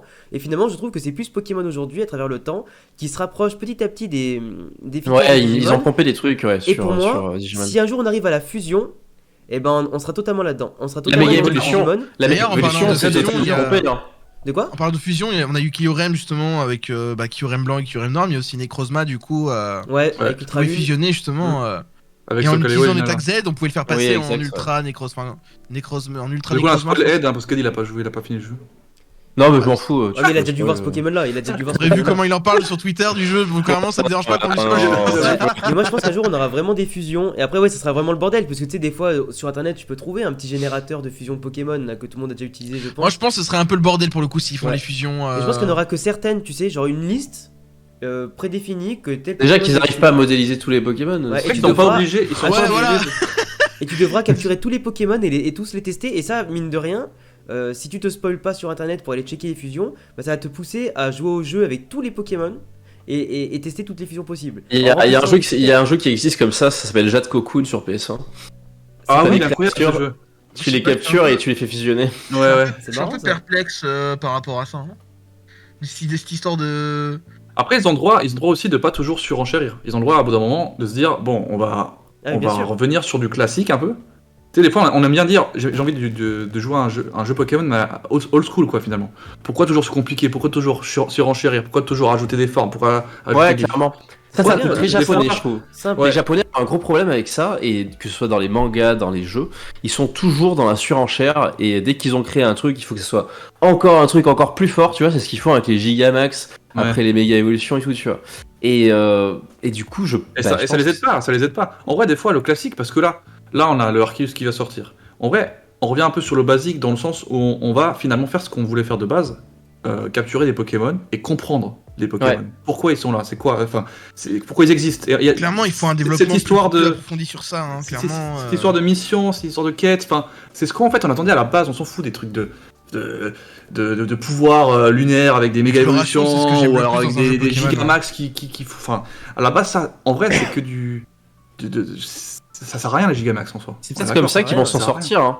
C'est peut-être avec les.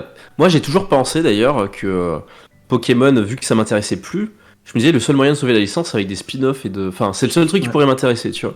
Et au final, j'ai l'impression qu'avec Legend, s'ils arrivent à faire correctement le truc, ils vont regagner un public qu'ils ont perdu.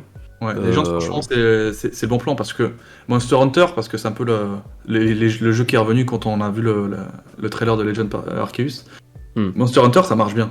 Ça marche bien, et je pense qu'il y a moyen de faire un truc, pas similaire, mais un truc en se basant sur les bonnes choses que fait Monster Hunter, en l'adaptant pour Pokémon. Pokémon, c'est combien de monstres? Combien de monstres différents? C'est énorme.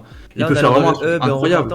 Il y a tellement de moyens, mais je pense qu'on va avoir cette histoire-là de boss. Là, dans ce qu'on a pu voir, on va avoir des gros Pokémon. C'est hyper cool. Moi, j'ai envie de voir des Pokémon sauvages, mais voir des chefs de meute. Tu vois, dans l'anime, on a des chefs de meute, t'as des Pokémon qui sont plus gros que d'autres, je sais pas pourquoi, et parce qu'ils sont plus puissants ou quoi. Ça, on n'a pas dans les jeux de base. On a juste tous les Pokémon, c'est les mêmes. Il y a les EV/IV qui changent. Bon, voilà, c'est pour les strats. Mais en soi, on n'a pas genre cette espèce de truc leader. Moi, j'aime bien ce côté-là. C'est plus naturel. Non, je suis d'accord. Je sais pas. Il y a un truc qui m'attire. Ce jeu, il y a un truc qui m'attire. Genre, imagine, tu balades sur la carte, tu vois un troupeau de, je ne sais pas moi. Ouais, un troupeau de taureaux, genre qui court. Voilà. D'un coup, t'as un Arcanin Dissoui, Malalpha, tout ce que tu veux, qui est là, qui est derrière eux ou devant eux. Et qui le savage, hop, Kamehameha, paf, tu vois, parfait. Ce qui est intéressant, c'est qu'on se rapproche. Plein de Teddiursa, tu t'approches et d'un seul coup, tu te retournes, t'as un oursaring de 4 mètres qui va te trancher le nez. Mais tu sais, ça serait énorme, tu vois, vraiment. On se rapproche d'un côté plus naturel en fait et d'un truc qui se rapproche de la vraie vie, tu vois. Donc, un monde 100% se compliquer la vie, tu vois. Faut pas se compliquer. Déjà, rien que le changement du fait que le dresseur va pouvoir subir les dégâts directs. Ouais, ça c'est cool. Ça cool déjà comme changement, tu vois. C'est cool. Parce que c'est ce qu'on retrouve, regarde, rien que l'anime. On va avoir peur que toi Sacha il ramasse, non? Ah, Alex, Sacha il ramasse. Ah oui, il ramasse bien dans l'animé, Sacha. Sacha, il ramasse bien. Là, de se dire qu'il va falloir bien être protégé pour sortir dans la nature, ça va être un bon point. Ça, c'est vraiment cool. Le côté crafting, le côté débrouille, enfin. L'exploration, on pourra pas aller n'importe où si on n'est pas bien préparé. Ça va être vraiment cool s'ils développent bien ça, franchement. Il y a un jeu, moi, qui m'a beaucoup marqué à l'époque, et je pense que peut-être c'est le cas du chat et de vous aussi. Il y a un jeu qui justement devrait inspirer ce qu'on a aujourd'hui. Et moi, ce jeu-là, c'est Pokémon Ranger, où tu avais besoin des Pokémon sauvages pour, je sais pas, déplacer un tronc, pour mettre fin à un incendie. Ah, c'était très stylé, effectivement. Très sympa, Pokémon Ranger, effectivement. D'ailleurs, c'est ce qu'ils font. On devrait les retrouver normalement. C'est ce qu'ils font dans les remakes, entre guillemets, avec les CT. Enfin, les CS. Ouais, les CS qui sont maintenant désormais dans un Pokémon, effectivement, tu vas appeler des Pokémon sauvages qui vont venir. Ça, c'est vraiment sympa pour le coup. Ça, c'est une très bonne idée, honnêtement. Bien fait le truc. Ça, c'est très les esclaves, ça va. Il y a des très bonnes idées, ça c'est vraiment. Il n'y aurait plus besoin de ces esclaves déjà. Un Kenotor fait chier, je voulais trop. Mais c'est vrai que ça aurait dû comme un vrai Pokémon. Ça aurait dû arriver avant ce genre de choses, tu vois. Mais c'est bien qu'ils le mettent maintenant. Mais on a eu les... j'ai beaucoup aimé parce que vraiment ça a changé à partir de Soleil et Lune. On a eu l'histoire des montures. Ouais, alors oui, ouais. Après, je me souviens plus comment c'était déjà dans Épée Bouclier. Bah, je crois qu'il y a pas dans Épée Bouclier. Épée Bouclier, y a rien. Je crois que t'as pas de CS. Tu déplaces pas de rocher, rien. Il y a que le surf, mais c'est avec le vélo, je crois. Ouais. Sauf que dans Épée Bouclier, ils ont totalement supprimé le truc. Ouais, ils ont équipé le dresseur, quoi. Dans Soleil et Lune, ils ont justifié ça avec les montures que j'ai trouvé vachement intéressant, où tu peux invoquer les montures. Donc des Pokémon. C'était très cool. J'ai adoré, moi. Les montures, c'était très sympa. D'ailleurs, le retour des montures va être aussi dans Legend Arceus. Ça va être vachement cool, du coup. Et dans Debs, du coup, ils ont trouvé une super idée en mettant les CS via Pokémon. C'est excellent. J'aimerais trop que dans le prochain, parce que moi je pense déjà un petit peu aussi à l'avenir pour voir un petit peu le cheminement qu'on fait en termes de développement et tout ça. L'après Arceus, j'aimerais bien un jeu qui soit vraiment plus ouvert. Et par exemple, tu vois, dans le cas des jeux comme Skyrim, Zelda, etc., où bon là tu grimpes dans les montagnes, tu sais, doucement avec un jeu d'endurance, bah là tu le fasses, mais avec des Pokémon que tu captures. Je sais pas, moi, t'as un Maconier, bah tu lui montes sur le dos et il grimpe, tu vois. Ça serait tellement stylé pour accéder à des zones auxquelles normalement tu peux pas. Ce qui va arriver, hein. Pour moi, là où ils doivent vraiment, je pense, s'investir à fond, c'est dans le côté exploration d'un Pokémon. Il y a vraiment matière à faire, surtout en utilisant les Pokémon comme alliés, quoi. Que ce soit pour voler, que ce soit pour surfer, pour escalader, pour aller plus vite dans les plaines, il y a tellement matière à faire. Mais je kifferais trop arriver dans le jeu et me dire, ah putain, il me fallait tel Pokémon ou tel truc pour pouvoir accéder à cette zone-là que je suis passé devant 1000 fois et tout. Et après, tu vois, tu as la découverte, tu as la surprise et tu arrives dans une zone avec des hautes herbes ou un Pokémon qui saute de là. Tu vois, je trouve que cet aspect aventure, on l'a un peu perdu. Déjà de 1, par rapport à la surconsommation de com qu'on a eu à chaque fois. Le fait que, bien sûr, les Pokédex leak un petit peu. Si t'es sur les réseaux, malheureusement, bah, tu te fais avoir. Et que souvent, bah, on voit la map, on voit un petit peu tout. Et c'est vrai que moi, cet aspect surprise, il me manque. Et ça vient aussi avec le fait qu'on a grandi, qu'on a Internet qui s'est beaucoup développé avec les réseaux. Mais moi, l'aspect entre la première et la 4G, où on avait très peu de réseaux et tout ça, ça me manque. Et aujourd'hui, c'est peut-être pour ça, je pense que de mon côté, peut-être du vôtre, bah, la hype, elle descend un petit peu, ou du moins, t'es peut-être moins surpris, moins dans le truc, je sais pas. Un truc que j'ai remarqué aussi dans les jeux récents, c'est que on s'en bat les couilles des villes. Enfin, j'ai l'impression que dans les anciens jeux, tu revenais régulièrement dans les mêmes villes, la manière de faire l'aventure était pas linéaire dans le sens où t'allais au bout de la région, après il fallait que tu reviennes sur une région que t'étais déjà passé, etc. J'ai l'impression qu'aujourd'hui, bon alors en ce moment je fais soleil et lune, donc je passe d'une île à une autre sans forcément revenir en arrière. Et ça, et tu reviens plus en arrière une fois que t'as exploré la ville, que t'as fait le truc, tu reviens plus avant, enfin tu reviens plus dans la ville dans cette ville. Et je trouve que ça joue beaucoup sur l'ambiance et l'univers justement, ce genre de truc. Mais je suis sûr qu'un jour on aura un jeu Pokémon qui sera, tu sais, quand vraiment on avance encore plus dans les next gen, etc., peut-être dans 10 ans, je sais pas, un jeu Pokémon qui sera, tu sais, comme les Elder Scrolls, je peux rêver, hein, mais on sait jamais, tu sais, un monde qui soit évolutif, où tu vois, les PNJ, ils sortent de chez eux, ils partent, imaginons, t'arrives, tu vas voir imaginons la grand-mère de Cynthia, par exemple, Tu vas voir et tout, tu dis tiens, je pensais trouver Cynthia par exemple dans cette maison, bah finalement elle est plus là, elle te dit bah elle est partie là-bas, tu vois, essaie de la trouver. Ça pourrait être trop bien, je trouve, pour entrer encore plus dans l'univers, un jeu comme ça, où le PNJ il bouge, tu le rencontres ailleurs, t'as des interactions spécifiques, plutôt que d'avoir juste des lignes de code et le même dialogue répété en boucle. Et ça se fait de plus en plus dans les jeux actuels. Et j'aimerais trop qu'un jour Pokémon prenne cette direction-là. Mais j'aimerais, enfin après c'est encore une fois, faut en demander beaucoup à une équipe un MMO Pokémon. Bah ça serait Après, bon. ce qui manque, c'est vraiment les quêtes Avant qu'on voit internes. C'est vrai qu'avant qu'on voit un MMO Pokémon, même si ça pourrait être une idée. Il y en a eu un de MMO pour Pokémon. Ouais, mais c'est un fan game. C'était un bordel. Fait par des fans, mais je pense qu'en vrai il y a moyen de faire un truc vachement cool, mais ça prendrait un temps de fou, tu vois. Le problème d'un MMO, c'est qu'ils feront jamais ça parce que tu vends plus de jeux après, quoi. C'est tout le monde joue sur le MMO, il y a des mises à jour. Ou alors ils décident de mettre du contenu additionnel dedans, genre tout ce qui est cosmétique, genre être un peu comme ils font, un peu comme ça se fait dans les MMO actuels, quoi, tu vois, genre l'achat de skins ou les montures, machin, t'as toujours moyen, tu rajoutes une nouvelle région, tu fais un truc. Oui, non mais c'est sûr, après c'est pas dans la politique de Nintendo de faire ce genre de truc. Oh, non, c'est vrai que c'est plus, ça relève plus du fantasme qu'autre chose. Ah oui, c'est sûr, c'est sûr. C'est sûr. Et puis c'est un bordel aussi de faire un MMO, faire tenir le machin. Allez, le nombre de joueurs, voilà, il faut avoir une équipe de développement qui soit tout le temps dispo pour pouvoir corriger les nombreux bugs, rajouter du contenu additionnel, pas que tu t'ennuies sur le jeu, quoi, parce qu'un MMO c'est sympa, mais si t'as pas de nouveautés et d'ajouts qui se font au fur et à mesure, le jeu tombera très rapidement dans l'ennui. Ouais, et puis voilà. Le public visé par Game Freak aujourd'hui, c'est plus les jeunes, tu vois. Ça a toujours été les jeunes en soi.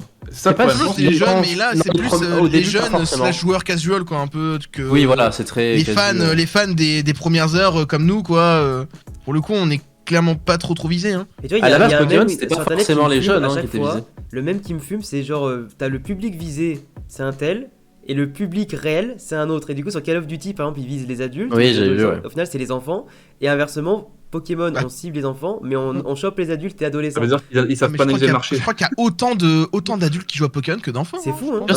Je sais pas. Faudrait voir des chiffres. J'ai pas l'étude INSEE, tu vois, mais je sais pas. Non, mais si, forcément pas mal. Il y a beaucoup de gens de notre âge, oui, qui jouent, c'est sûr. Mais à la base, Pokémon, au tout début, c'était pas les jeunes qui étaient visés, c'était un RPG.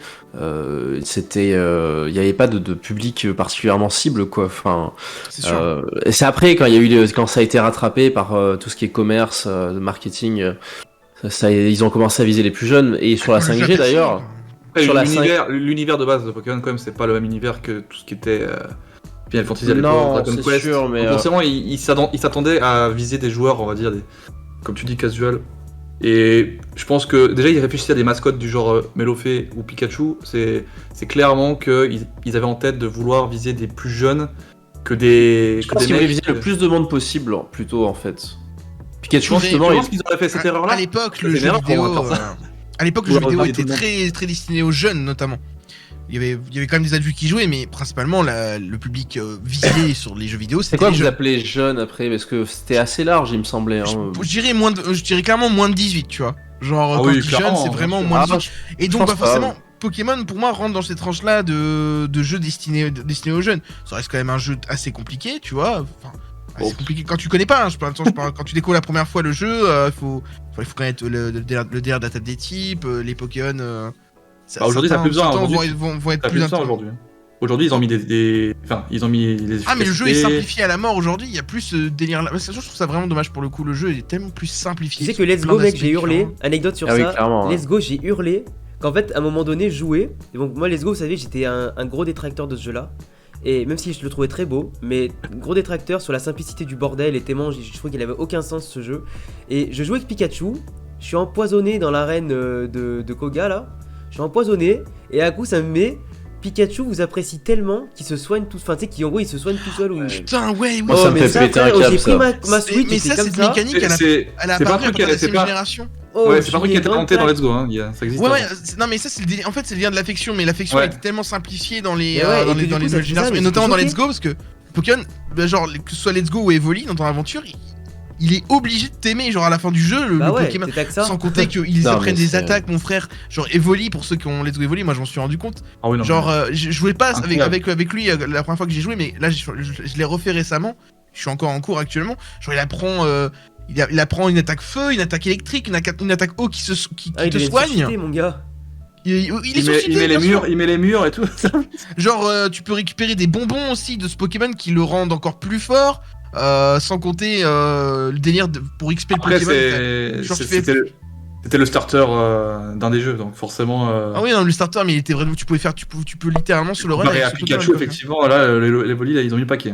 Bah, genre Pikachu Evoli qui apprennent. Enfin, Pikachu qui apprend double pied, tu vois, par exemple, pour passer au Onix au cas où t'as du mal, tu vois. Pikachu Surfer, mes couilles, il avait. Tu pouvais rouler sur la ligue avec Evoli ou Pikachu quand même. Mais après, tu pouvais se le run avec un de ces deux Pokémon, ça passait en fait. Ah ouais, à ce point, ok. À ce point, ouais. Le jeu a vraiment été simplifié. Ah, t'as pas joué Let's Go Non, j'ai pas joué Let's Go. Moi, ce qui me fait péter un câble actuellement, tu vois, c'est Ultra Lune, comme je vous dis.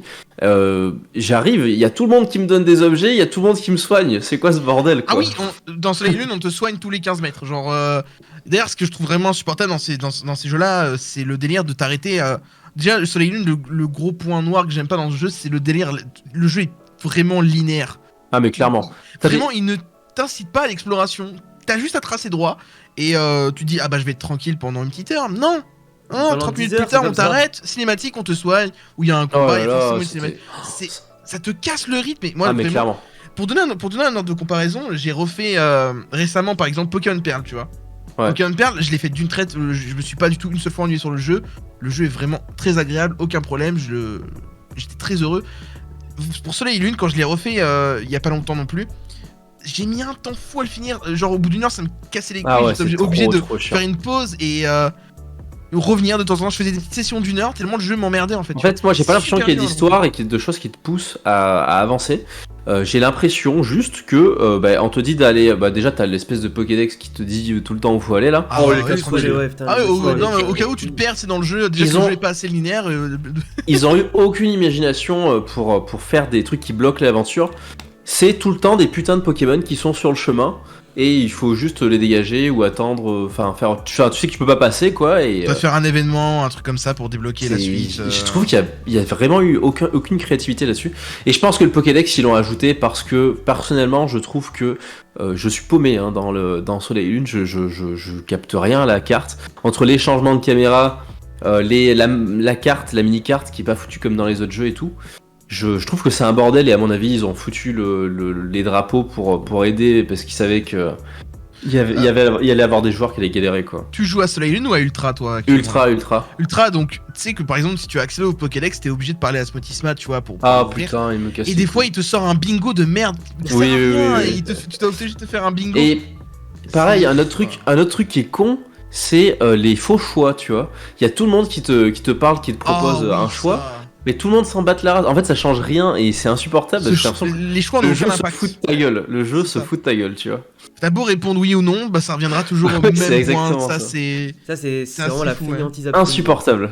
Ouais, ça, il y a eu des millions de ventes sur ça. C'est fou. Putain, voilà, c'est pour ça qu'il continue, c'est que il y a des ventes. Et le fait que tu vois Pokémon aujourd'hui, pour moi, si tu vois la licence elle veut évoluer, c'est d'un côté, il faut travailler tout ce qui est le lien avec le lore du jeu, travailler tout ce qui est aussi l'à côté des histoires principales, même si l'histoire principale, faut la bosser un peu plus, bosser donc tout ce qui est quête secondaire, bosser tout ce qui est interaction, la diversité aussi des événements, et vraiment bosser ça, le fait que... Mettre un niveau de difficulté sur les jeux serait bien quand même pour les joueurs qui ont besoin de difficulté. Il y a un impact, montrer que tes actions dans un jeu, elles aient un impact en fait, que imaginons, je sais pas, je dis une connerie, tu vois, voilà, dans Pokémon c'est compliqué de le faire, mais dans certains RPG, si imaginons un moment tu te bats contre un PNJ, le PNJ il va plus te filer ta quête qu'il devait te donner pendant X temps, tu sais, c'est des trucs à la con. Mais moi je trouve que ça renforce l'immersion, et déjà que dans certains jeux, on perd l'exploration, on perd la surprise de la découverte et tout ça, si en plus tu n'as pas d'impact finalement sur le jeu en lui-même et les décisions prises, bah au final t'es juste un spectateur, et tu avances, et puis tu fais, et puis une fois que c'est mais dans Soleil et Lune c'est clairement ça, ouais. Moi j'ai l'impression d'être spectateur, franchement j'ai pas l'impression de jouer. Ah mais comment on appelle ça là, les visual novels et tout. Vraiment, comme j'ai déjà dit, le jeu te tient par la main. Littéralement, genre il te tient par la main. Et puis il te pète les couilles avec les cinématiques en permanence quoi. Tu peux pas, t'es pas dans le jeu. le début vraiment est insupportable. Hein. Et courage à ceux qui le speedrun d'ailleurs ce jeu. Je sais même pas s'il y a des gens qui ont le courage de speedrun Soleil Lune, mais vraiment terrible. Moi, ce qui me manque, ce que j'aimerais bien avoir dans un jeu Pokémon, ce serait une courbe un choix de difficulté, genre facile, normal ou juste mettre une difficulté plus élevée de base et mettre un mode facile pour les petits quoi. Un mode simplifié tout simplement. Est-ce que c'est moi qui hallucine ou est-ce que dans Noir 2 et Blanc 2 il n'y avait pas un système comme quoi les Pokémon avaient les niveaux qui évoluaient Alors oui, t'avais le mode challenge, mais ça c'est quand tu finissais une première fois le jeu, je crois. Ah d'accord. Ouais, c'est ça. Tu pouvais débloquer un mode challenge effectivement pour rendre les dresseurs plus. Il n'y avait pas deux modes. Et ça c'est vachement intéressant. Pourquoi ils ont pas continué? En gros, Non, mais ils mettaient juste des niveaux de plus. Hein. C'était juste ça. Non, il me semblait qu'il Non, mais c'était à l'époque où vous avez le temps de rajouter plein de features comme ça. Aujourd'hui, c'est juste qu'ils ont pas le temps de le rajouter. Moi, il me semblait qu'il y avait un délire comme quoi, par exemple, ton Pokémon, tes Pokémon sont niveau 14. Les Pokémon que tu captures sont niveau 14, les Pokémon des dresseurs sont niveau 14. Et il me semblait que genre quand t'arrivais, tes Pokémon étaient niveau 80, ça s'adaptait justement. Ouais, ou alors c'est moi qui les... Non, les Pokémon sauvages étaient beaucoup plus forts dans le mode challenge, les Pokémon des dresseurs aussi. Après je crois pas qu'ils étaient autant intelligents, mais... Et c'est quand même intéressant quoi. Un peu plus épicé effectivement, ouais. Tu dis, t'as un Pokémon légendaire niveau 80, tu vas voir le dresseur, tu éteins, tu relances la sauvegarde. Cette fois tu vas avec des Ratata niveau 4, le mec il aura eu 70 niveaux d'écart en 2 secondes. Mais du coup, non, je pense qu'il aura toujours des niveaux 80 et qu'il va t'allumer du coup. Ou alors c'est vrai, ça prend en compte le fait que t'es un Arceus niveau 80 dans le PC. Mais le level scaling, c'est un truc qui se fait dans beaucoup de jeux vidéo. C'est vrai que les Pokémon, ils veulent pas. Ils se disent, s'ils entraînent leurs Pokémon, ils seront plus forts. Mais le problème, c'est que si tu fais un solo run ou avec 2 Pokémon, tu fais tout le jeu sans problème. Dans les terres sauvages où t'avançais à des moments et tu pouvais te retrouver contre un Pokémon beaucoup trop fort là. Pour ton niveau, je me rappelle plus si t'avais ça. Oui, effectivement, t'avais des Pokémon qui étaient beaucoup plus forts. Enfin, si t'avais pas débloqué les badges, tu pouvais pas le capturer en fait. Ouais, il te balayait juste quoi. Tu pouvais le fuir évidemment si t'avais la chance de pouvoir le fuir. Mais ouais, compliqué de le taper parce qu'il avait genre 15 ou 20 niveaux de plus que toi. Et tu pouvais pas le capturer parce que t'avais pas l'expérience. Moi, je trouve qu'il y a de l'idée dans ça, tu vois. Je veux dire, des badges où tu tombes sur des Pokémon trop forts pour toi et tu peux pas les affronter quoi. Et même, tu vois, il devrait mettre des dresseurs sur ta route, même à des moments du jeu un peu clés, où tu sais, il devrait s'afficher en rouge, en mode affronte-le pas, lui, parce qu'il va te démonter ta race si tu vas directement. Parce qu'en fait, du coup, je trouve que dans le jeu, tu sais, dans Pokémon, j'ai toujours remarqué ça, on est un dresseur, mais tu sais, challenger, ok, de la ligue, des arènes, tout le bordel, mais on a vraiment pas trop d'obstacles. J'ai l'impression qu'on peut être un dresseur qui ne perd jamais. Et tu vois, dans l'animé, j'aime bien parce que du coup, des fois, t'as Sacha qui va se frotter à un mec qui va avoir des Pokémon, mais tellement cheatés, qui va le remettre en place, qui va lui dire écoute, t'es quand même meilleur que toi aujourd'hui, entraîne-toi. Ouais, il a pas souvent, c'est pas souvent. Ce qui serait cool, éventuellement, ce serait de pouvoir réaffronter les dresseurs qu'on t'a déjà affronté. Et voilà, comme sur 3G exactement, et ils deviennent beaucoup plus forts après le premier combat. Genre tu peux le raffronter, imaginons genre 4 ou 5 fois maximum, et genre au bout de 5 fois, ils ont vraiment une team ultra forte, tu vois. Level 100, etc. Tu vois, ça peut être c'est pas niveau 100, mais genre toi, 60, il gagne 10 niveaux à chaque réaffrontement. Voilà, il gagne 10 niveaux à chaque réaffrontement, donc tu vois, le dresseur devient de plus en plus fort, et apprendre ça serait vachement intéressant, et ça rendrait le jeu bien plus cool, tu vois. Un autre truc qui serait intéressant aussi, ce serait que dans les jeux Pokémon, ils mettent des sortes de quêtes secondaires où tu tombes sur des dresseurs justement qui sont beaucoup plus forts que toi. C'est un peu ce qu'il y a dans les Final Fantasy. T'as des trucs, tu peux pas y aller directement parce que tu te fais allumer. Ouais, t'as pas les items, rien. Ça serait intéressant. Des quêtes secondaires où tu dois faire des objectifs, où tu dois affronter des dresseurs ou faire des combats. Il y a moyen qu'on puisse avoir ça dans Arceus, ça va être ça. Donc c'est pas j'espère vraiment qu'ils vont créer plein de trucs dans les quêtes. J'espère juste pas que ce sera des quêtes genre une après une, tu vois, et que tu suis bêtement. J'espère que t'auras genre plein de quêtes et du coup tu peux gérer tes quêtes comme tu veux. Ça serait intéressant. Ça serait cool, genre une espèce de tableau de bord de quêtes. Moi c'est le genre de truc où je peux passer genre toute ma vie dessus. Oui, c'est comme sur Genshin et tout, tu vois. Par contre, tant qu'ils disent pas ramasser 10 B oran, 10 B machin mes couilles, et tu ramènes, capture 10 chenipans par là. Mais c'est vrai que des quêtes intéressantes quoi. Parce que sinon. Non mais de ce qu'on a pu voir, apparemment il faut capturer par exemple des Pokémon de certaines tailles ou. Ouais, ça serait. Je crois il faut que tu captures une version mâle, une version femelle ou au niveau des tailles il me semble. Ouais, c'est intéressant ça. Il y a vraiment moyen que là pour le coup ça s'améliorerait vachement l'exploration. Faudrait être vachement discret pour pas rater certains Pokémon et tout. Moi j'aime bien le délire. Justement en plus tu te rapprocherais du Pokémon, tu vas prendre connaissance du Pokémon. Parce qu'aujourd'hui il y en a plein qui sont. Ils savent même pas par quelle taille fait un Dracofeu par exemple. Alors que c'est ridicule sa taille. Par contre la feature qui m'a grave fait kiffer dans le trailer. Mais ce serait cool de savoir d'avoir plus de détails. Parce qu'aujourd'hui sur Pokédex, qui le regarde? Qui lit le Pokédex? Personne. Un truc très con, mais vraiment quand tu t'ennuies quoi. Un truc très con. Un truc très con qui serait intéressant aussi, ce serait un système de hauts faits. Enfin, moi j'aime bien ce genre de truc, tu vois. Ouais. Où t'as une liste trophées, de quoi. Ah, les trucs. trophées, Ouais, tu sais, t'as une liste de trucs à accomplir avec des trucs qui sont très compliqués, des trucs Trophées plus succès, simples, un ouais. peu comme dans WoW, tu dur, vois. ouais. C'est ça. Il y a pas mal de jeux où il y a ça maintenant, et je trouve que ça serait intéressant parce que ça te pousserait à aller à faire des trucs que tu ferais jamais autrement, tu vois. C'est pas un travail compliqué pour les Et sur développeurs. Nintendo, il manque trop ça, le système rajouter de ça. trophées récompenses. Il manque trop ça. Je trouve sur les Ouais, jeux franchement, de ça serait combat. intéressant. Après, les jeux Nintendo en général, ils ont pas le Non, côté ils ont comme pas sur trop, Play. ouais. Mais du coup, il y a certains jeux qui les ajoutent effectivement. Ouais, mais Genre tu peux le faire Xenoblade, là, directement. je joue à ça. Il y a 300 trophées dans le jeu, donc Ouais. du coup, ça te permet de te jauger en mode bon, bah, je suis vers la fin du jeu, mais j'ai que 100 trophées, vas-y, je C'est vrai qu'il y a farm les des rangs. étoiles. Il y a les étoiles sur la carte Dresser qui faisait. Ouais, mais c'est mais encore c'est fait, pas, mais- assez, Ah ouais. c'est pas assez développé encore, je trouve. Ouais, c'est vrai qu'il y a ce côté.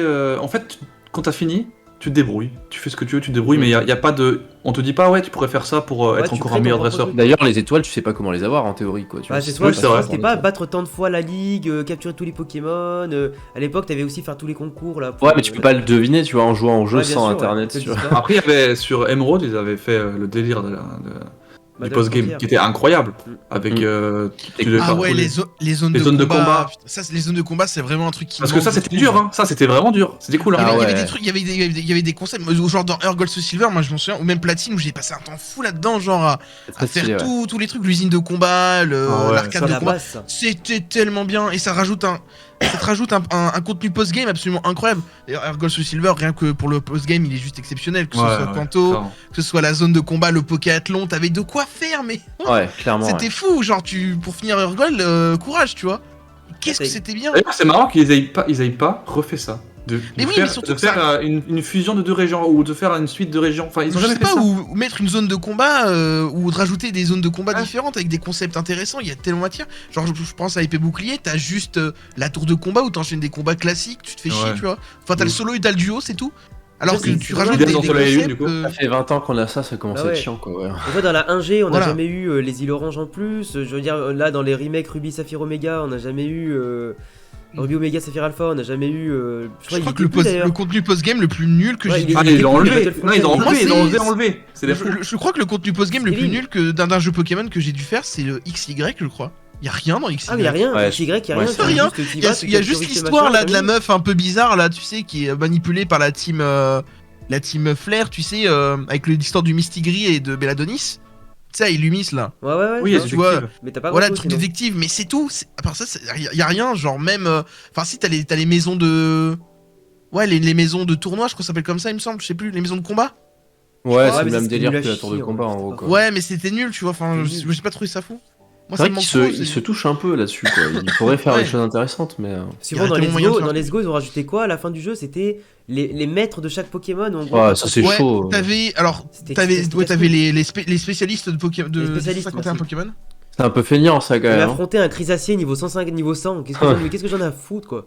Genre, s'il vous Putain. plaît, laissez-moi C'était tranquille vraiment- avec votre Chrysacier qui fait l'attaque Ouais, armure Let's là. Go, c'était plus un jeu vraiment secondaire qui reprenait Oui, la après, mode voilà. de Pokémon Go et puis tout le monde était content. T'avais C'était joli quand même. T'avais le remake C'est de joli. Jaune, et t'avais aussi, voilà, ce jeu-là, pour moi, je le prends vraiment comme un jeu qui est une porte ouverte à toutes les personnes Voilà, qui ont découvert c'est ça. Pokémon Go. Bien sûr. Genre, voilà, vous avez joué à Pokémon Go, Franchement, ouais. on vous présente Ouais, un c'est jeu ça. sur Switch qui a les mêmes mécaniques que Pokémon Go, qui rend hommage à la première génération. En fait, ils ont vraiment joué plein de cartes en mode, voilà, pour ceux qui aiment la première génération, les nostalgiques, bienvenue à Par tous. contre, il faut qu'ils C'est- s'arrêtent c'est un là, peu hein, ça, faut pas hein. qu'ils continuent. C'est un peu Ouais, ça non, parce mais que c'est j'ai l'impression que dans les joueurs de Pokémon Go, il y a eu une seconde Pokémania qui a réveillé des gens qui Oh, jouaient oui, plutôt oui. à Pokémon et qui étaient touchés gamins par ça, tu vois, et qui ont joué à la première génération. Donc ils ont clairement essayé de rattraper des gens. Pour moi, à ce il y a eu niveau-là. il y a eu trois Pokémania. La première que j'ai pas pu vivre parce que c'était la sortie des premiers jeux, 2000 la par tout là. ça. Ouais. Voilà, 2000, c'était surtout voilà, 99-2000. On a eu la seconde Pokémania Avec la 4G, quoi. avec Pokémon Go. Vraiment, en 2016, c'était Ouais, un phénomène de fou. Hein. Genre, C'est quoi la troisième du coup? la troisième, c'est la nouvelle hype autour des cartes Pokémon actuellement où ça a pris une ampleur phénoménale, je trouve. À l'époque, il veut aussi C'est ça. vrai que ça a pris une hype. Après, je sais pas si c'est autant. Mais pour les jeux, après, je pense que Vraiment, qui jouent les violent, cartes, mec. Il y a eu une moi, Pokémania je- au début avec la première, après une avec la quatrième. Ouais, je trouve qu'il y a un baby boom, ouais. Il y a eu Ouais, un un baby boom, là. parce qu'il y a beaucoup d'enfants qui ont connu directement Pokémon avec celle-là. Oui, avec Diamant, Perle, Platine, effectivement. Ouais, Mais et c'était après, vraiment, aussi, les gens comme C'était nous. pas au niveau de la première Alors, Pokémon. c'était pas du tout dans l'univers des cartes Pokémon, mais même moi qui est pas du tout dans l'univers des cartes Pokémon, ça a vraiment fait un bruit de fou, genre au point même où des personnes qui ne jouaient pas du tout à Pokémon se sont mises à ouvrir des cartes Pokémon. Il y a eu une nostalgie sur les premières éditions. Et aussi les éditions qui mettaient en avant les premières générations. Les achats-reventes, les scalpers, ça a pris une ampleur genre phénoménale au point même que c'est passé plusieurs fois à la télé. C'est devenu vraiment un phénomène. Et c'est après, pour moi, hein. Tu vois, les deux Pokémania, Pokémon Go et la première, le truc, c'est que on entendait vraiment parler de Pokémon tout le temps et tu voyais Pokémon partout. Tu vois, t'achetais des pâtes, il y avait des trucs Pokémon, c'était voilà. Les parents en avaient plein le cul et tout, tu vois. Et Pokémon Go, tu voyais tout le monde dans la rue avec leur portable qui chassait des Pokémon, tu vois. Ah, ça foutait le générique de Pokémon en balle et tout. Je me souviens, c'était vraiment un truc de fou. Pour les cartes, j'ai l'impression que c'est un phénomène qui se passe beaucoup sur Internet. Ouais, beaucoup sur Internet pour le coup, oui. Oui, mais c'est quand même assez énorme parce que même c'est assez énorme. Je travaille, il y a des collègues à moi qui me disent: ah, tu ouvres aussi des cartes ou pas? Comment ça? Comment il connaît ça lui? Ça va quand même plus loin qu'on pense. Faut prendre en compte ça et aussi le délire qu'il y a le confinement, donc t'es chez toi, donc tu te fais livrer des cartes, tu fais des openings chez toi. Il y a beaucoup de gens qui ont fait ça, tu vois. Et c'est peut-être ça a pris cette ampleur là, tu vois. Après l'ampleur c'est surtout aussi pour l'argent parce qu'il y a beaucoup de personnes qui ont mis en avant plus aussi le coût des cartes que la valeur qu'elle a. Que genre, moi, je me rappelle là, c'est ça, c'est ça exactement. C'est pour ça que t'as les scalpers. De toute façon, quand t'as un truc qui fonctionne, tout le monde le veut parce qu'il vaut 500 balles. Quand t'as un truc qui fonctionne, ça se fait toujours rattraper par le côté économique. C'est pour ça qu'aujourd'hui, tout le monde, il y a des gens qui s'en battent les couilles et qui savent que c'est un moyen de se faire du fric, mais ce sera toujours comme ça de toute façon. Oui, dès qu'il y a un business autour, les gens foncent dessus, hein. C'est cool, c'est tout comme tout n'importe quoi, c'est comme le délire du Bitcoin ou là récemment c'était les NFT, je crois les NFT. Ah bah là, les NFT, on en parle tout le temps là. Hein. Les NFT, genre apparemment tu peux vendre des images, des centaines de milliers de dollars, ouais, tu vois. Tu achètes $400, tu peux le revendre jusqu'à 40 $. J'en ai entendu parler mais je comprends pas trop. Ouais, moi en plus j'arrive pas à cerner le délire de ce truc, genre c'est juste que t'as des c'est pas voilà, et Pokémon, les cartes Pokémon, ça rentre, c'est vraiment dans le délire du business. Genre, dès que tu ouvres un pack, la première chose que tu vas te dire, c'est pas, à part pour les collectionneurs et les passionnés évidemment, que je respecte énormément et qui font ça par amour des jeux, mais la plupart des streamers que j'ai pu voir faire ça, clairement leur délire c'est waouh, combien elle vaut cette carte, tiens, cette display, oh tiens, elle est plus lourde que les autres, elle a forcément une holographique, ça vaut combien les gars. Il y a le délire business qui est autour de ça, tu vois. Ouais. Et après, tu vois, d'un côté, je trouve ça méga malsain, tu vois. Là, c'est trop malsain. D'un côté, je peux comprendre, et de l'autre, c'est vrai que on en arrive à un point où c'est malsain, tu vois. Vraiment, ça devient malsain. Genre, les gens ne voient que ça. Il y a des personnes qui vont ouvrir les cartes pour la collection, tu vois. Et ça, je trouve ça cool, tu vois. Après, tu vois, même moi, quand j'achetais des cartes, je sais pas, vers 2011-2012, tu sais, quand je voyais que ma carte avait coûté 50 balles, je me disais, ah, c'est cool, tu vois. T'as forcément ce truc-là qui joue. Ouais, mais en fait, c'est le délire des ultra rares, tu vois. Avant, il n'y avait pas d'ultra rares, c'est pour ça, on s'en foutait. Moi, je me souviens à l'époque. C'est normal. C'est normal. À l'époque des ex. Ouais, les ex, c'est ouais, il y avait ça. Par exemple, sur Diamant et Perle, je m'en souviens, quand j'ai eu ma première ex, je crois que c'était Giratina ex, j'étais trop heureux, tu vois. C'était à l'époque de Diamant et Perle, Platine, justement, j'étais à fond dans les cartes, tu vois. Mais je pensais pas du tout à la valeur de l'argent. Après, t'étais plus jeune. Ah oui, j'étais plus jeune, j'étais plus jeune. Moi, je te parle quand moi je m'achetais des paquets, quand c'est tes parents ou quand t'es gamin et que t'achètes. Ouais, c'était ça. Tu t'en fous, c'est vrai, tu t'en fous quoi. Après, même plus tard, quand c'était XY ou Rosa, genre je pensais pas du tout, pour moi, à la valeur des cartes, tu vois. C'était plus dans la collection.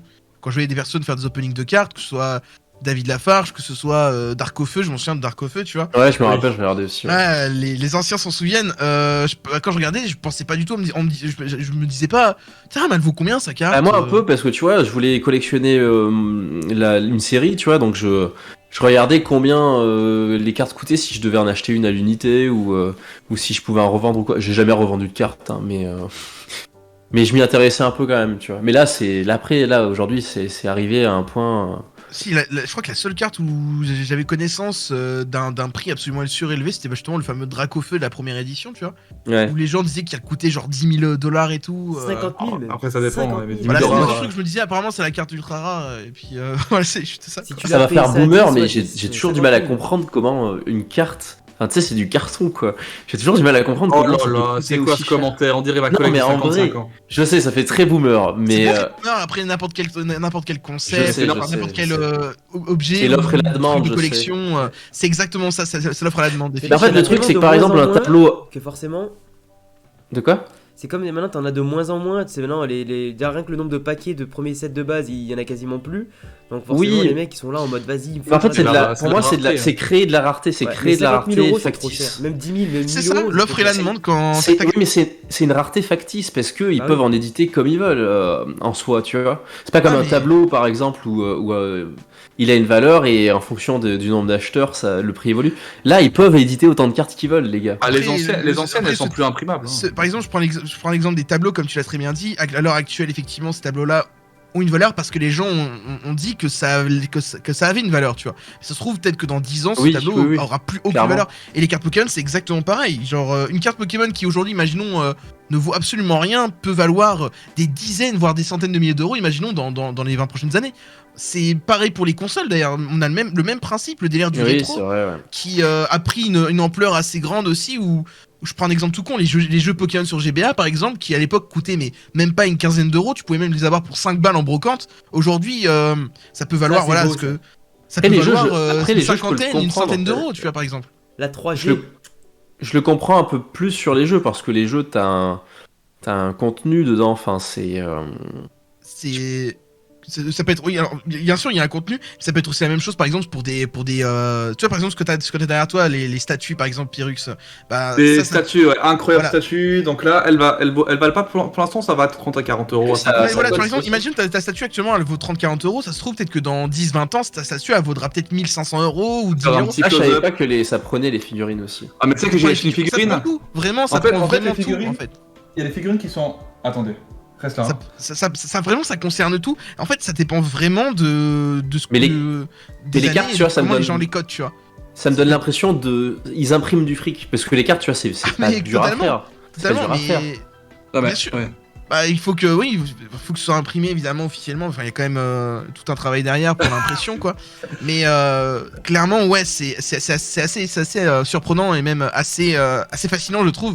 Et ça vaut vraiment pour tout, quoi. C'est ça qui est absolument incroyable. C'est pareil pour Yu-Gi-Oh, c'est pareil pour Magic, par exemple. Les timbres avant, ça valait rien. Les timbres, pareil, mec, les timbres, t'as des timbres. Et tu vois, t'imagines un timbre qui valait 1 franc à l'époque, aujourd'hui ça vaut peut-être des dizaines de milliers d'euros, certains timbres qui sont ultra rares. Même des pièces de 2 euros, frère.